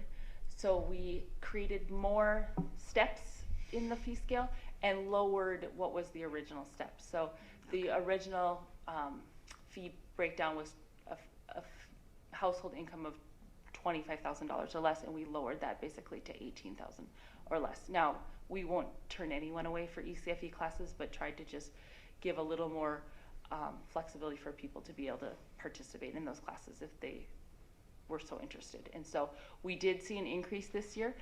We've seen an overall increase in programming this year for ECFE. We've also added some drop-in classes, which have been really successful too. They have a slight fee associated with them. Again, we're not real strict about the fee too. Sure, excellent. Okay, Dr. Hillman. I just wanted to point out, again, focus on the early learning scholarships. because what we know about the opportunity gap is that it starts before kids get to school, and we think one of the best ways to address it is to try to stop it before it begins. And I really am appreciative of the fact that while we know the governor and concurrent administration continue to seek a universal 4-year-old preschool option, in the meantime, the legislature has continued to fund early learning scholarships, and I am pleased that Northfield Schools has continued after both Pathway 1 and Pathway 2 scholarships, really trying to expand learning opportunities for kids who need it, and it's paid for before they get to kindergarten, because it is essential that we try to close some of those gaps before students enter the K-12 system. So just re-emphasize the work that Erin and her team do to make sure that those scholarships are available and that they go out and seek people to be able to scholarship so that those kids have an opportunity for a high quality preschool learning experience. So thank you, Erin. If I could jump back to Fritz, I should also just mention, Fritz, we don't do a lot of advertising for Hand in Hand, so if we had could we be more full if we did a heavy advertising? Maybe. I mean, we kind of know where our capacity lies too. Well, is there any other questions or comments board members have? I think the last thing we have to say and really acknowledge is the incredible work that your team, and particularly you as well, Erin, with the Northfield Promise and the incredible work you're doing and they're doing within the action teams, and this is just one example. So, and I know from a leadership standpoint, you have been there since day one. So we really appreciate all the work that you do. Thank you. Thank you. Okay. So that concludes our last site improvement plan for the evening. We'll move on now to the master facilities plan.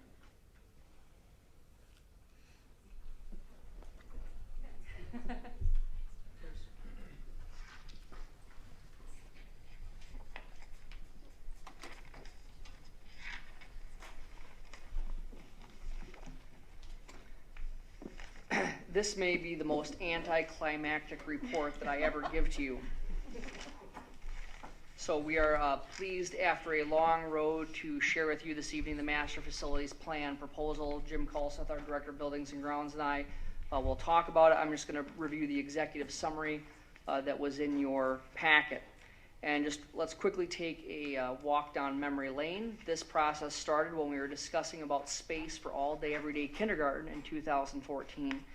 We first need to look at ourselves and who are we and who are we going to be. We hired Hazel Reinhardt to come in and do a demographic study for us, which I'm still holding out that Hazel may be right in the end, but we are outperforming.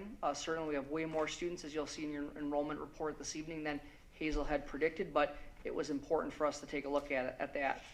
Our architectural partner, ATS&R, conducted the facility study in the summer of 2014.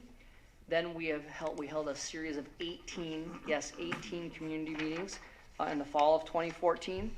We took all of that feedback and over the winter worked on some potential approaches that we looked at. You remember those approach documents? And we held yet 7 more community meetings. We were still not satisfied with all that input, so we reached out using a product called Thought Exchange. So I want to publicly thank Joel Sutter from Ellers, who is here tonight, who put us on to Thought Exchange, which we know has been an incredible way for us to gather feedback. 580 people participated in that. So at the end of the day, when we get a master facilities plan together, there has been a strong and I think substantial process that we have completed. And I think that what we're here to just share with you tonight are pieces that we really learned through all of that feedback and data. This has really been a community-wide process to get to this point. And so when we look at the master facilities plan, what I really want to emphasize is that it is a master facilities plan, not an immediate bond issue. And I know I've said this over and over before, but I really want to emphasize that with folks, because we set out to have a plan that governed the next 10 to 15 years of our facilities needs. And that plan has 2 parts. The first part is the building life cycle management plan. When we talk about a building life cycle management plan, what we're looking at is managing the physical, environmental, and educational adequacy life cycles of buildings. The second part is the what we used to call the deferred maintenance plan, and we're going to be calling it our long-term facilities maintenance 10-year plan now. I'm going to briefly review the life cycle portion, and then Jim Colseth is going to talk to you about the 10-year plan. So we worked with ATS&R, our consultant, and they, out of those 2 approaches that we had, they developed what they called 4 pathways. And those are in the report that ATS&R had provided for us. And as school district leaders, we're recommending to you that we basically take those 4 pathways and put them into 2 what we call next projects.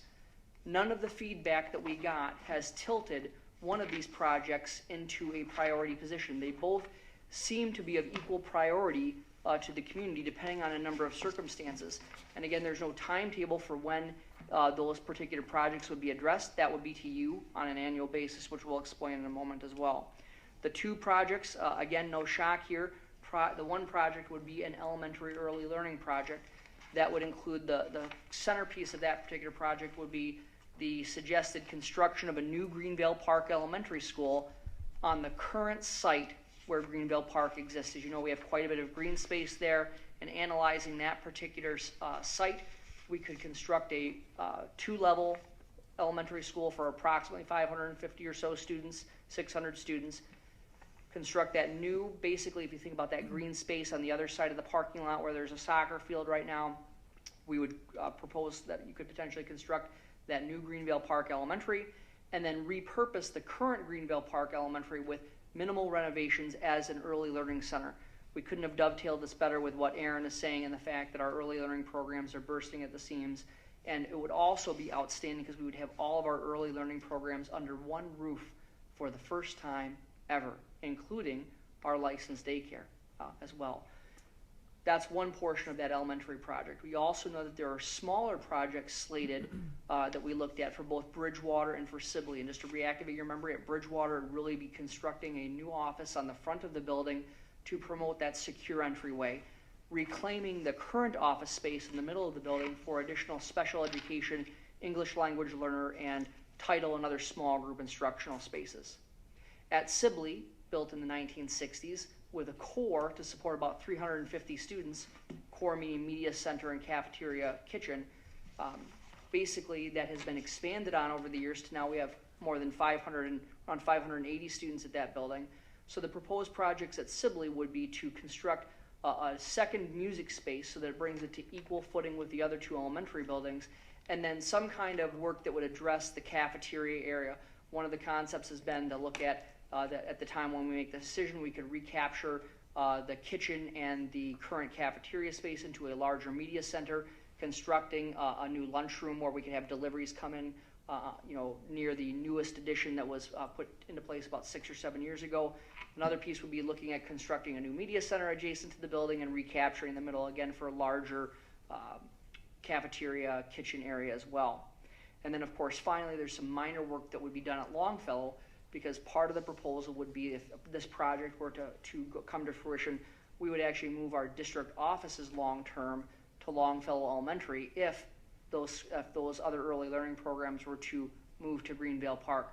Longfellow is our most efficient, energy-efficient building. If you think about it, it's a 1 square block. I have 1 square block, and it's, I like to point out, it's the only facility in the district that is a nuclear fallout shelter. So we would certainly have the bunker. That was not a good joke, but anyway, the point would be we think Longfellow has a lot of life left in it, but not as much for early learning students. The ALC would stay where it is, but looking at some minor renovations to move the district offices.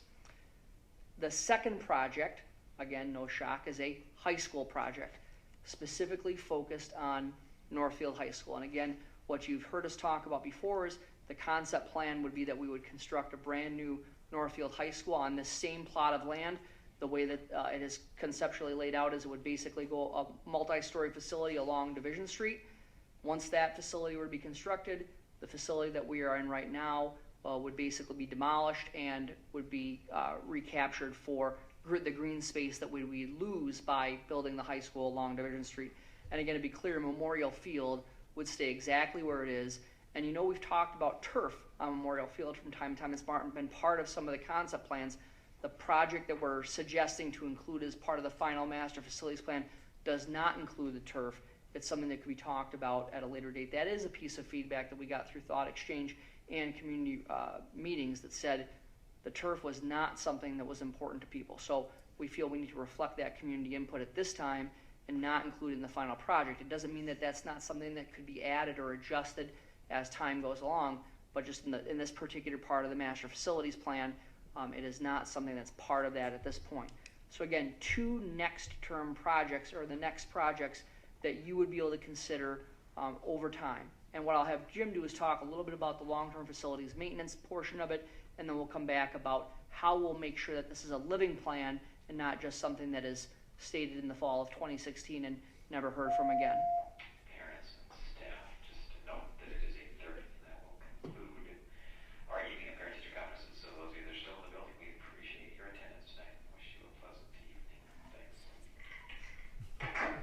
Reminds me of my last airline Yes, flight. that's right, yes. Good evening. To go relate back with what Dr. Hillman has said, the long-term facilities plan is a combination of the old health and safety parts and deferred maintenance from the state funding. So what it consists of for annual things that are done are various inspections, kitchen inspections, health and safety inspections, inspections of our buildings' fire systems and things like that. Parts of the deferred maintenance part for long-term are spectacular things like tuck pointing, various site improvement plans, anything, if you can think of anything that avoids further deterioration of the facilities. So cement sidewalks, things of that nature, roofs, interior surfaces, flooring, carpeting, hard surfaces, things of that nature.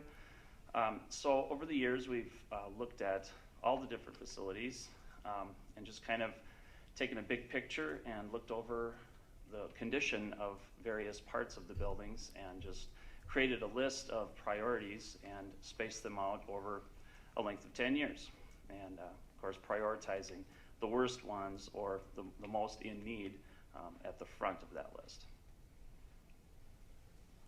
So I think the key thing, if you think back to when we first looked at the deferred maintenance portion of the long-term facilities plan, we didn't even have the current program, the long-term facilities maintenance revenue program that Val's going to talk about in a few minutes, that we're going to also use to finance the Bridgewater roof. Senator Kevin Dahl, of course, a high school teacher at Northfield, who authored that bill and is giving us some significant more revenue to address these long-term facilities maintenance needs.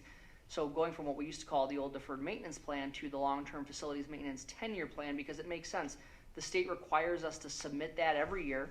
You have to approve it every year. So our thought is that part of the master facilities plan, the first is that building life cycle management, the second is the long-term facilities maintenance portion. So the key thing would be, how do we make sure we look at this on an annual basis? You'll see that on the second page of the executive summary, we basically talk about the estimated building life cycle management costs. And right now in 2016 dollars, that elementary project that I described is estimated at $28.4 million. The high school project is estimated at $76.5 million. Now, the key thing with that is that a board at some point could choose to do one project or the other, or both at the same time if a board were to so choose. We will update this executive summary every year and give you an updated estimate of what these 2 next projects will cost. We really think it's important to show the board and the community how things are going to increase in cost over time. So looking at how we make decisions with this is, we're proposing that we create a facilities advisory committee, much like we have a finance advisory committee. The facilities advisory committee would be comprised of local citizens, parents, board members, school staff, and basically what would happen is they would meet a couple of times a year. In October, they would get together with Jim, and Jim would take them on a tour of the buildings and show them, here's what we did this summer with our long-term facilities maintenance dollars. Here are the projects that we just completed. Here are the ones that are on target for next year, because we already know what's on target for next year. That group then would meet again in January, because in December, our district capital committee gets together to evaluate all of the different projects that we'll use capital dollars for. And so those 2 pieces come together. That facilities advisory committee would meet again in January to discuss what projects are on tap for next year, both from capital and also from long-term facilities maintenance revenue. They would put those pieces into place.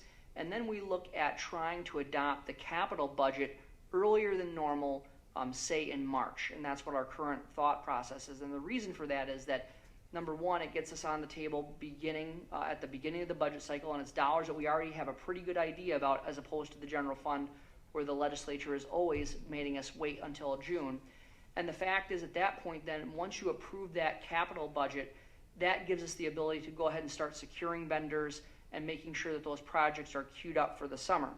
But also part of that March discussion every year would be a recommendation coming from the Facilities Advisory Committee saying, all right, here are the two next projects, the elementary project and the high school project.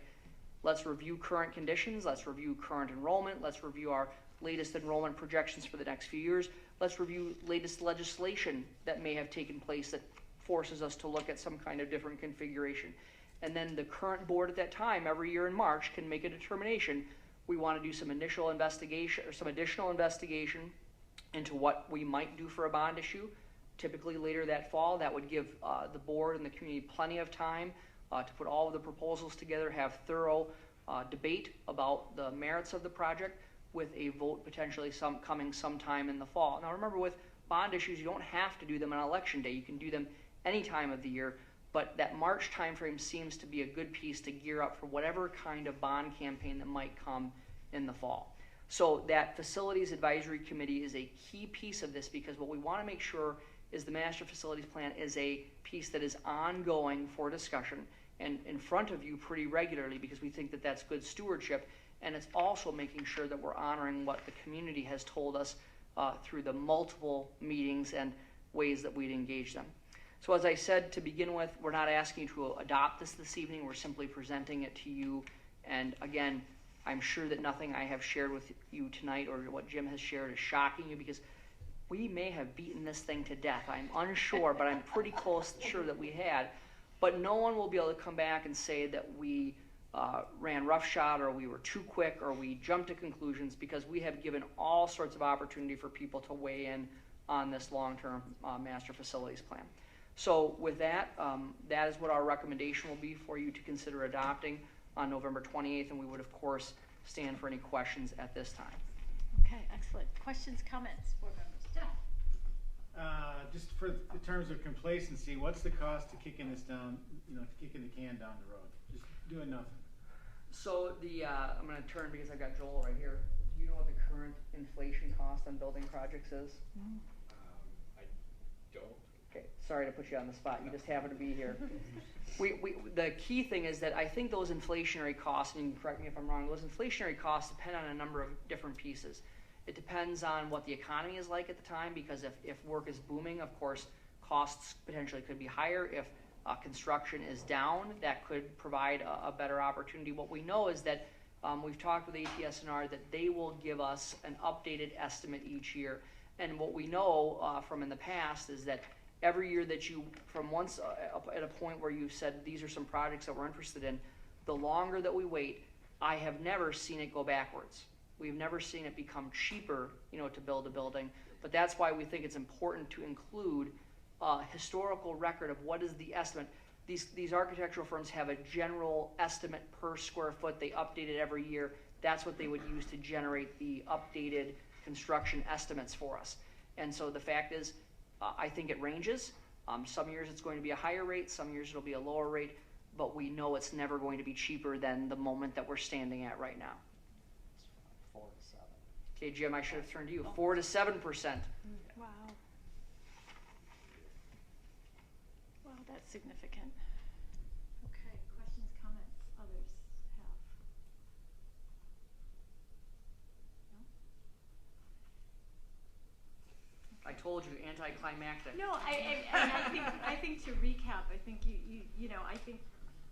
personally, I found this extremely rewarding. I think the process was so well done. I think that we laid out the goals and the objectives, and we engaged stakeholders, and it's and it's all in the name of good financial stewardship and what's going to be the best educational opportunities for our kids within the structure of our buildings. I just think it's really significant, and I think it's really exciting that we're at this place. And so we'll look forward to our next meeting where we will be able to move forward.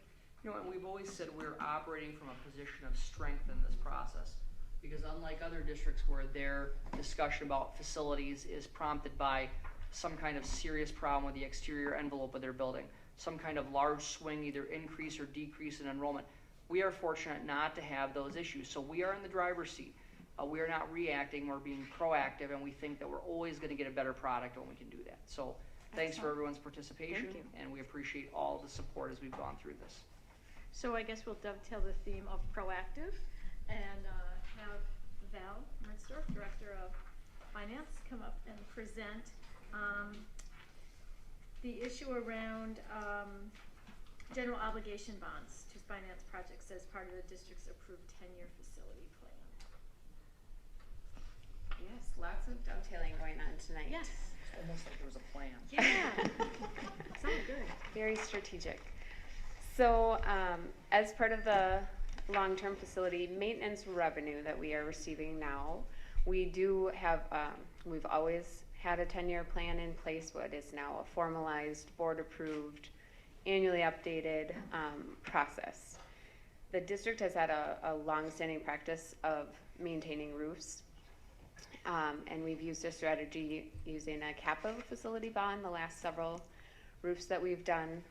We're essentially proposing to do the same strategy just with our new long-term facility maintenance revenue. And just as a reminder of how significant it is, over our health and safety deferred maintenance, we had about $500,000 total annually, and then operating capital was $900,000. Just the long-term facility maintenance revenue by fiscal year 19 is about $1.6 million annually. So it's a significant funding stream for us. So it is pretty much common sense to move it to this funding stream. The roof at Bridgewater is next on our 10-year plan.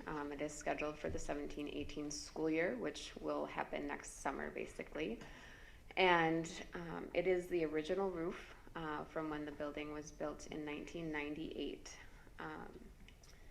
So we would typically probably wait a little bit longer and do this type of process in the spring. But Jim has been notified that there are several large roofing projects that are happening in southern Minnesota next summer already. And to just even get on the schedule and get a decent bid, they were recommending that we come a little bit earlier with this process. So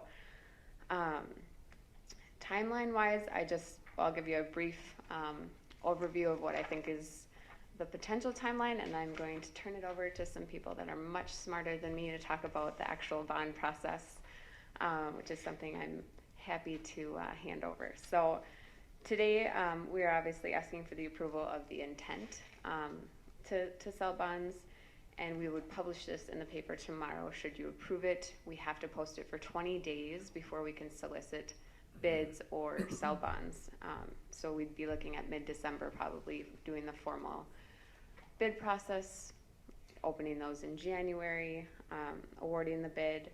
The tentative sale of the bonds would be in February, and then looking at doing the actual work probably in late April, May, just so we can make sure everything is completed before the start of the next school year. So Joel Sutter is here from Ellers, and he'll kind of talk about the bond documents that you saw in your board packet, and then we'll entertain any questions. Thanks, Val. Madam Chair, members of the board, it's a pleasure to be here. I've been at a lot of board meetings in Northfield over the years, but it's been a while, so it's great to be back. With me tonight is my colleague, Andrea Ewell, and she will be part of the team who will provide services to your district from Ellers, along with my colleague, Jeff Seeley, who's worked with your district before as well. He's at Byron School District tonight, where they're awarding sale of facilities maintenance bonds for some projects that they're doing. So I was going to give you some background on the long-term facilities maintenance revenue program, but previous speakers have covered that very well, so I'm going to cut right to the chase. You have two documents in your packet. One is the resolution of intent prepared by your bond attorney, Tom Deans, at Knudsen, Flynn, and Deans.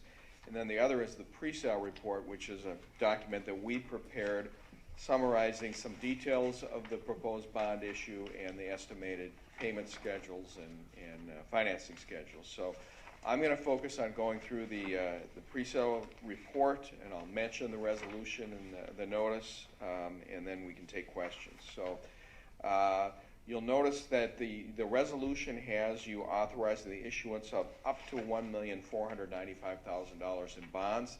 That's based on an estimated project cost of $1,450,000. We are our preliminary estimates of the payment schedule show us issuing $1,415,000 in bonds. That's because we're expecting to receive what's called a premium bid on the bonds, where the underwriter will pay you more than the face amount of the bonds, and that premium that they pay you can be used to finance the projects. But we'll set up the terms of proposal so we can adjust the size as needed, so you'll receive the amount of money that you need for your project costs. So that's the first point. As we mentioned, the purpose is the roof replacement project at Bridgewater Elementary School. And I'm not going to cover every point of this. There's a lot of technical language here. We talk about the statutory authority to issue the bonds, the term of the bonds. This is going to use up only about 10% of your annual long-term facilities maintenance revenue, and so we didn't see any reason to make the payment schedule real long. We made it 10 years. We could go up to 30 years, but we made it basically a 10-year schedule. The bonds would not be qualified because you're expecting to issue no more than $10 million in tax-exempt bonds next calendar year. We can designate the bonds as bank qualified, which results in lower interest rates. We talk about the state credit enhancement program, the rating on the bonds. We would get a rating on these bonds. We cover the basis for the recommendation. The method of sale, we would recommend a competitive sale of bonds, which I think is how we've sold all, the district has sold all of its bond issues for many, many years. That's the best way to ensure that you get the lowest possible rate for your district. We talk again a little bit about the premium pricing structure and how that works. We always, every time we're getting ready to issue bonds, we check to see whether you have any opportunities to refinance or refund your existing debt. I think you've used up most of the good opportunities here, but if we could do that at the same time, you'd save some on cost, so we always do that. Nothing to recommend with that. We cover some of the technical topics in federal rules like continuing disclosure, arbitrage monitoring. We mentioned other service providers who would be involved in the issuance of the bonds. You need to have a qualified bond attorney, and we discussed your options with the administration, and they selected Knudsen, Flynn, and Deans, who's done all the bond attorney work for your district in recent years. Paying agent, we recommended Bond Trust Services Corporation, who is the paying agent on a lot of your bond issues, and rating agency. You've been rated in the past by Standard & Poor's, so we're recommending that as well. We've got a calendar laid out on page 4 of the report. This is based on a tentative sale date of February 27th. We picked that date because you have a board meeting that night, so we could take bids in the morning and you could award sale that night, and I think that fits in well with the calendar that Val laid out. So if we stick with that date, then around February 13th, we would distribute an official statement, like an offering document on the bonds. We'd obviously start working on that before February 13th, but it'd be released then. We'd have a conference with the rating agency about that same week. We would take proposals on the bonds and have you award sale on the 27th, and then you would receive the proceeds on the closing date, which would be about March 23rd. The one thing I will mention about the schedule, the nice thing is you're taking bids on the project in January, so if the bids come in higher or lower than you're expecting right now, we could adjust the size of the bond sale before you actually sell the bonds. So, and then we've got some attachments here, sources and uses of funds. On page 5, you see that estimated premium that the underwriter is going to earn by reselling the bonds at lower yields than the interest rates on the bonds. Underwriter's discount is like points on a mortgage. It's an upfront interest charge. Costs of issuance cover the fees for ourselves, bond attorney, rating agency, paying agent, et cetera. And then the deposits to the construction fund is about $1,450,000. The last page here shows your estimated LTFM revenue, how much of it is aid and how much of it is levy, then what the estimated payments would be on the bonds, about $165,000 a year. Your initial tax levy, which is not really an additional levy, you would be making a levy in your debt service fund, but it would be reducing your general fund levy. So you're just using a portion of that 1.6 million to cover these payments. And then it shows how much of your LTFM revenue would be remaining and available each year for other projects. So the resolution that you have is a required part of the process. It states your intention to issue these bonds. And then the Exhibit A in the resolution, the last page, is the notice that you're required to publish in your official newspaper before you can issue the bonds. Okay, excellent. Very thorough report. This is an item for individual action, so I will ask for a motion to approve the resolution stating the intention of the school board to issue general obligation bonds to finance projects included in the district's approved 10-year facility plan, covenanting and obligating the district to be bound by and to use the provisions of the Minnesota statute section 126C.55 to guarantee the payment of the principal and interest on the bonds. Is there a motion? Moved by Noel. Is there a second? Second by Margaret. Okay, are there questions or comments for either Val or Joel? Can I make one comment real quick Yes. that I forgot? The one thing in the spirit of our dovetailing tonight that I just wanted to point out, our long-term facility revenue, it is, a component of it is based on our building age. So in the event that we did build new buildings, it would reduce the amount of revenue that we're receiving. I've already done an analysis and we would still be fine with the revenue we'd be receiving to cover these, but I just wanted you guys to be aware of that since that was something that we talked about earlier, and how that would impact that, so. Okay, excellent. I know personally I forgot that point, so good. So other questions or comments? Okay, so this is a resolution requires a roll call vote. Bogart, Yes. Hardy, Yes. Colangelo, Yes. Cornell, Yes. Stratmon, Yes. and Pritchard. Yes. Motion carries. Motion carries. Okay. Thank you. Thank you, Joel. I'm not sure if the last time you were here was during the winter. I know a couple times you guys had traveled down here in snow, so fortunately you have smooth driving. No winter this year. Yeah. Keep saying We'll that. see, we'll Can I see. get that in writing? Yes, exactly. Okay, good, excellent. So our second item for individual action is the resolution canvassing the results of the November 8th, 2016 school board election. And a reminder to board members, there was an updated resolution in our table file. Dr. Hillman. Yes, so this is the piece that the board is required to do after the general election. So you have a resolution doing all the different pieces that need to be done to canvass those results and certify pieces. So, Okay. and Excellent. you have the piece there. Okay, so is there a motion to approve the adoption of the resolution canvassing results of votes of the school district's general election as presented? Moved by Jeff. Is there a second? Second by Margaret. Again, a resolution that requires a roll call vote. We'll change it up a little bit here. Stratmon, Aye.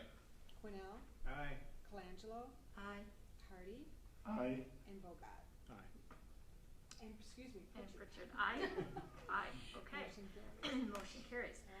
Uh-huh. Our third item is also resolution authorizing issuance of certificates of election and directing school district clerk to perform other election duties. Dr. Hillman, nothing new to add? Nothing different to add on this one. So again, is there a motion to adopt the resolution authorizing issuance of certificates of election and directing the school district clerk to perform other election-related duties as presented? Moved by Margaret. Is there a second? Second by Jeff. again, roll call vote. Bogat, Aye. Hardy, Aye. Colangelo, Aye. Cornell, Aye. Stratmon, Aye. and Pritchard. Aye. Motion carries. Okay. So, our next item for individual action is the American Education Week proclamation, of which I will read, and we will ask for a motion to approve the proclamation. Whereas public schools are the backbone of our democracy, providing young people with the tools they need to maintain our nation's precious values of freedom, civility, and equality. And whereas by equipping young Americans with both practical skills and broader intellectual abilities, schools give them hope for and access to a productive future. And whereas education employees, be they custodians or teachers, bus drivers, or media specialists, work tirelessly to serve our children and communities with care and professionalism. And whereas schools are community linchpins, bringing together adults and children, educators and volunteers, business leaders, and elected officials in a common enterprise. Now, therefore, the Northfield Public Schools Board of Education does hereby proclaim November 14th through November 18th, 2016 as a 95th annual observation of American Education Week. Is there a motion to approve the proclamation? Moved by Margaret. Is there a second? Second by Rob. This is not a roll call vote, so all those in favor, say aye. Aye. Aye. Opposed? Motion carries. Okay, so that concludes items for individual action. We will move to the consent grouping. As a reminder, there were a couple of personnel items in the table file to be added to the consent grouping. Is there anything anyone would like to pull from the consent grouping? Okay. Is there a motion to approve the consent grouping? Moved by Fritz. Is there a second? Second by Margaret. Okay. All those in favor of approving the consent grouping say aye. Aye. Opposed? Motion carries. Okay. We'll move on to items for information to this evening around enrollment. And so Dr. Hillman, enrollment options report to begin. So every year at this time, Chris Nessett in the district office prepares what we call the enrollment options report.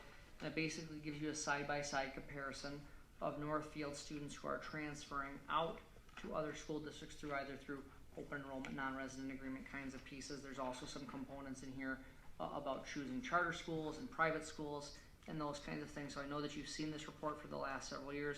It also shows the students that we have who are coming to us from another school district.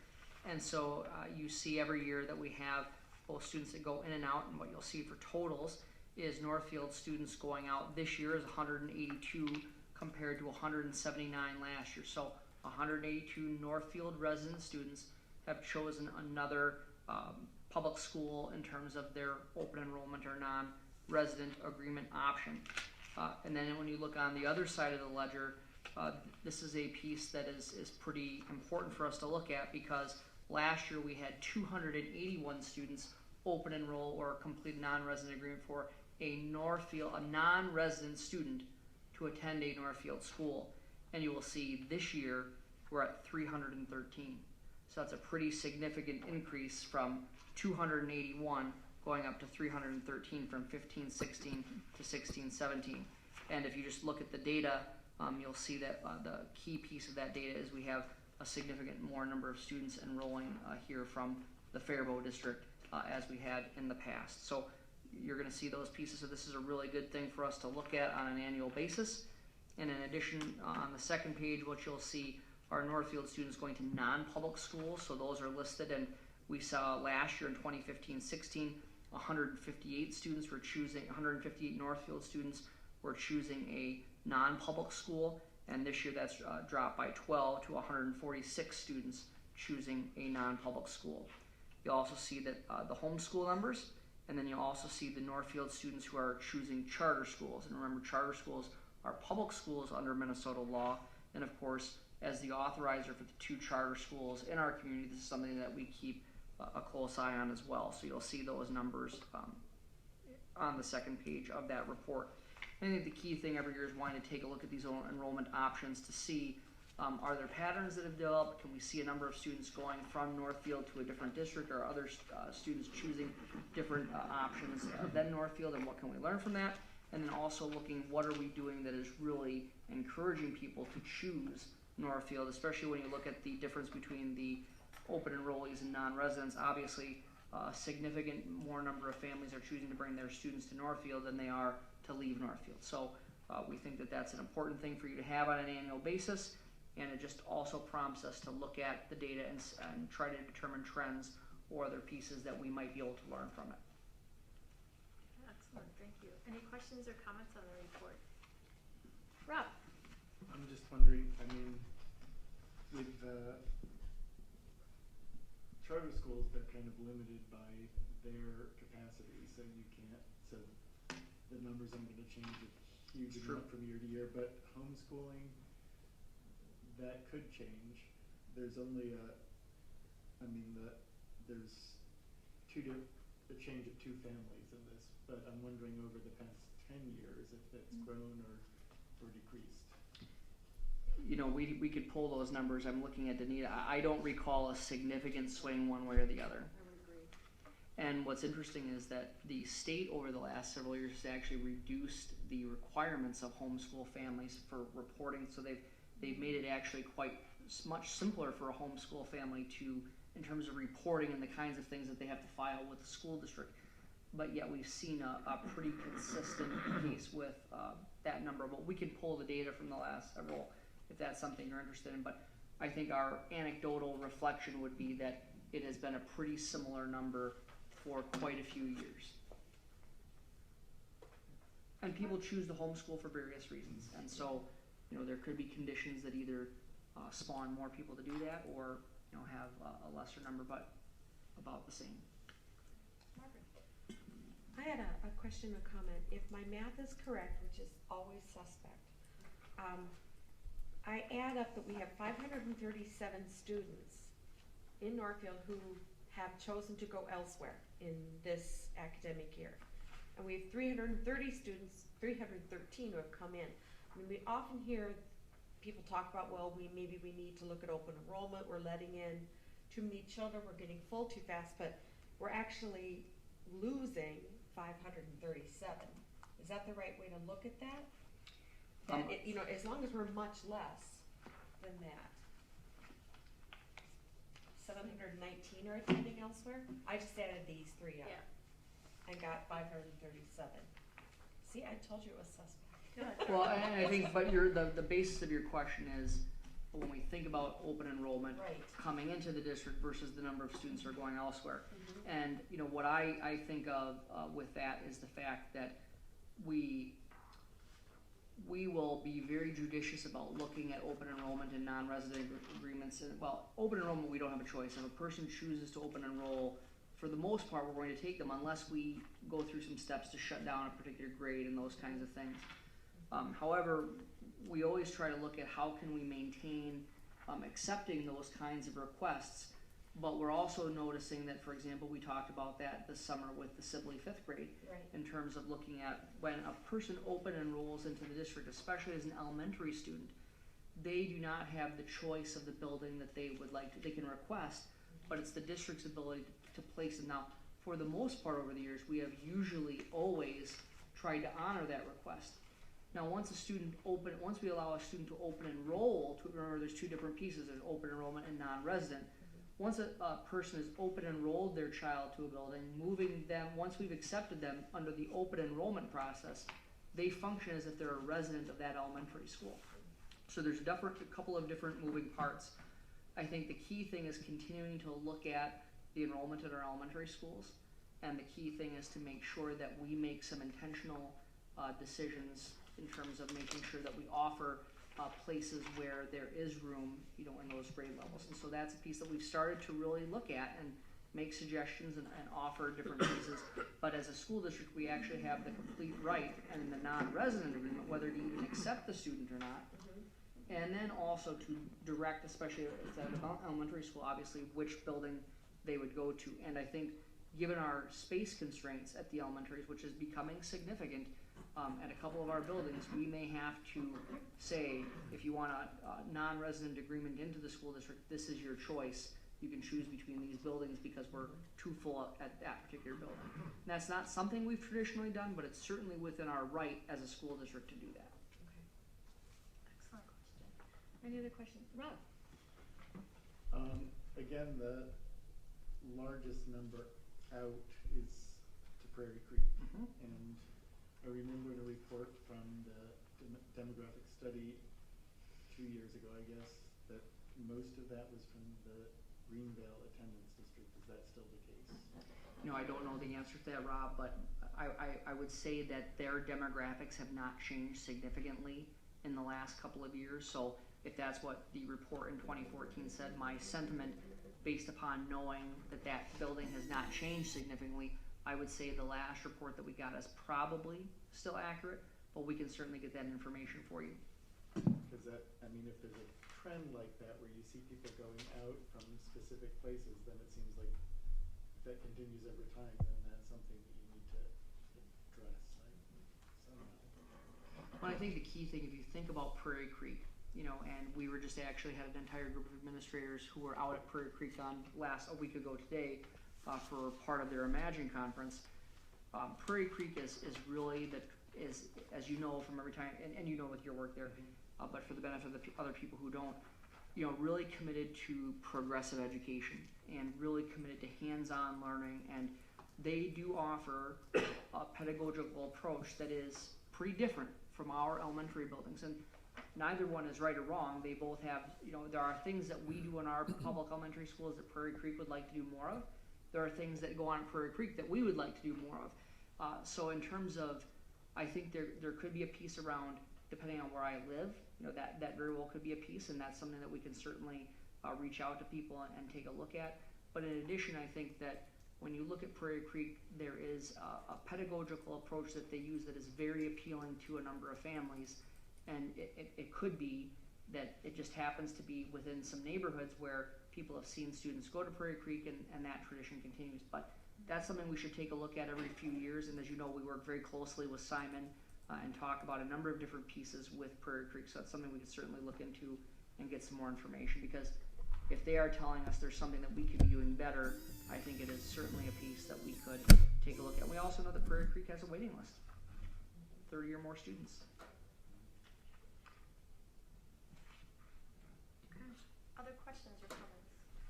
Okay, so then the next report is the one we see monthly, and that's the enrollment report for through the end of October. So when we take a look at the enrollment report, Chris Richardson, my predecessor, would often say, same as you've always seen. Well, we're not saying that it's the same as you have always seen before. And so what you'll notice is that if you look at the grand total at the bottom, that grand total continues to climb this year, with the grand total including all of those different pieces from early childhood through the ALC being 4,077 students. And you remember it was not long ago that we were really interested to see the total grow above 4,000 for the first time. So of course that October 1st date, that October 1st enrollment report, which is reflected in the October 3rd data that you see, you know, that's one of the key things, because a lot of our data and a lot of our funding is based upon that October 1st piece. But you also know that over the year we traditionally see a lesser amount of students through the year, and at least in this first piece past that October 1st date, we see an increase in students yet again. And so it's a piece that we're continuing to study, but it's good news to see more students within our school district. So again, when we used to think, wow, will we get to 4,000? Now we're seeing 4,077.5 in that particular November 1st report. Well, interesting enough too, we're always happy to have more kids, but coincidentally they happen to be 10 students that came to our largest class, which is the sophomore class at the high school. So we've gone from 359 to what may be an all-time high of 369 students. So it's funny how that. Keep in mind that reflects 20 German students that are studying here for 4 weeks. Okay. So the key, Yes. Oh, I see. Okay. and because they were here for the specific magic number of days, and so that part of that is from that piece. So if you look at that we are continuing to increase, but we did for that 1 month, we'll see that 4,077. And if you subtract those German students, we're just a little bit above that 4,050 we were at last month. And they will come off the rolls. Thank you for clarifying that, Okay, Danita. no, I thank you. appreciate that. Which is too bad, because I was able to meet a lot of the German students, and they were absolutely delightful, and I hope had a wonderful experience here at Northfield High School. So we thank them for that little blip on our survey. Okay, so I think that's it for items for information. Oh, I'm sorry, Fritz. No, sorry. Yeah, I'm sorry. I'm go sorry, ahead. I just have a question. Yeah. I wish Daryl were still here because I'm just looking at the ALC numbers. And I'm interested, just kind of, it makes sense to me that they're more at the 12th grade level than the 9th grade level. There's different reasons that people come to the ALC. I'm just wondering about 12th grade, I mean, because aren't there students who go to the ALC who are technically older than that? So, I mean, does everyone from 18 to 21 or whatever fall into the 12th grade level? So does that change, I mean, does that kind of sort of inflate the 12th grade numbers? That's a question I don't know the answer to, Val. I was going to just see, we'll need to dig into that because there's two different parts to that. There's the ALC, the kind of seat time piece, and then there's the extended learning component. I'm trying to recall the specific program, credit recovery, which brings people in from independent study. That's the one which that brings in other people from other. So we'll clarify on that number because these are students that we're generating revenue for. And there's the independent study generates revenue, but it's in a different way. So we'll check on that because that's a fair point. It's not, as you said, it's not uncommon. What we typically see is the ALC starting off with a lower number, and then it is not uncommon for this time of the year, roughly at the end of the first quarter of the year, to see students who are saying the Area Learning Center is a better place for me at this point, to complete my studies, and that could be for a variety of reasons. For as many students are at the ALC, there are as many different reasons why they're choosing to be there. So, Yeah, but it is not uncommon to see that number increase. Yeah, because you see 10th grade go from 2 to 9, which, Yep. so. And it's very rare that we ever even have a freshman, at the ALC. So that's a very unusual circumstance, and there must be a very specific reason for that at this point. Okay, thank you. Excellent questions. So that concludes items for information. Future meetings, we have Monday, November 28th. Make note that at 6:30 p.m. we'll have the public hearing for the World's Best Workforce here in the High School Media Center, followed by the regular school board meeting that same evening at 7 p.m. Then on Monday, December 12th, also regular school board meeting at 7 p.m. in the High School Media Center. So with that, I ask for a motion to adjourn, moved by Noel. Is there a second? Second by Jeff. All those in favor, say aye. Aye. Opposed? Motion carries. We are adjourned.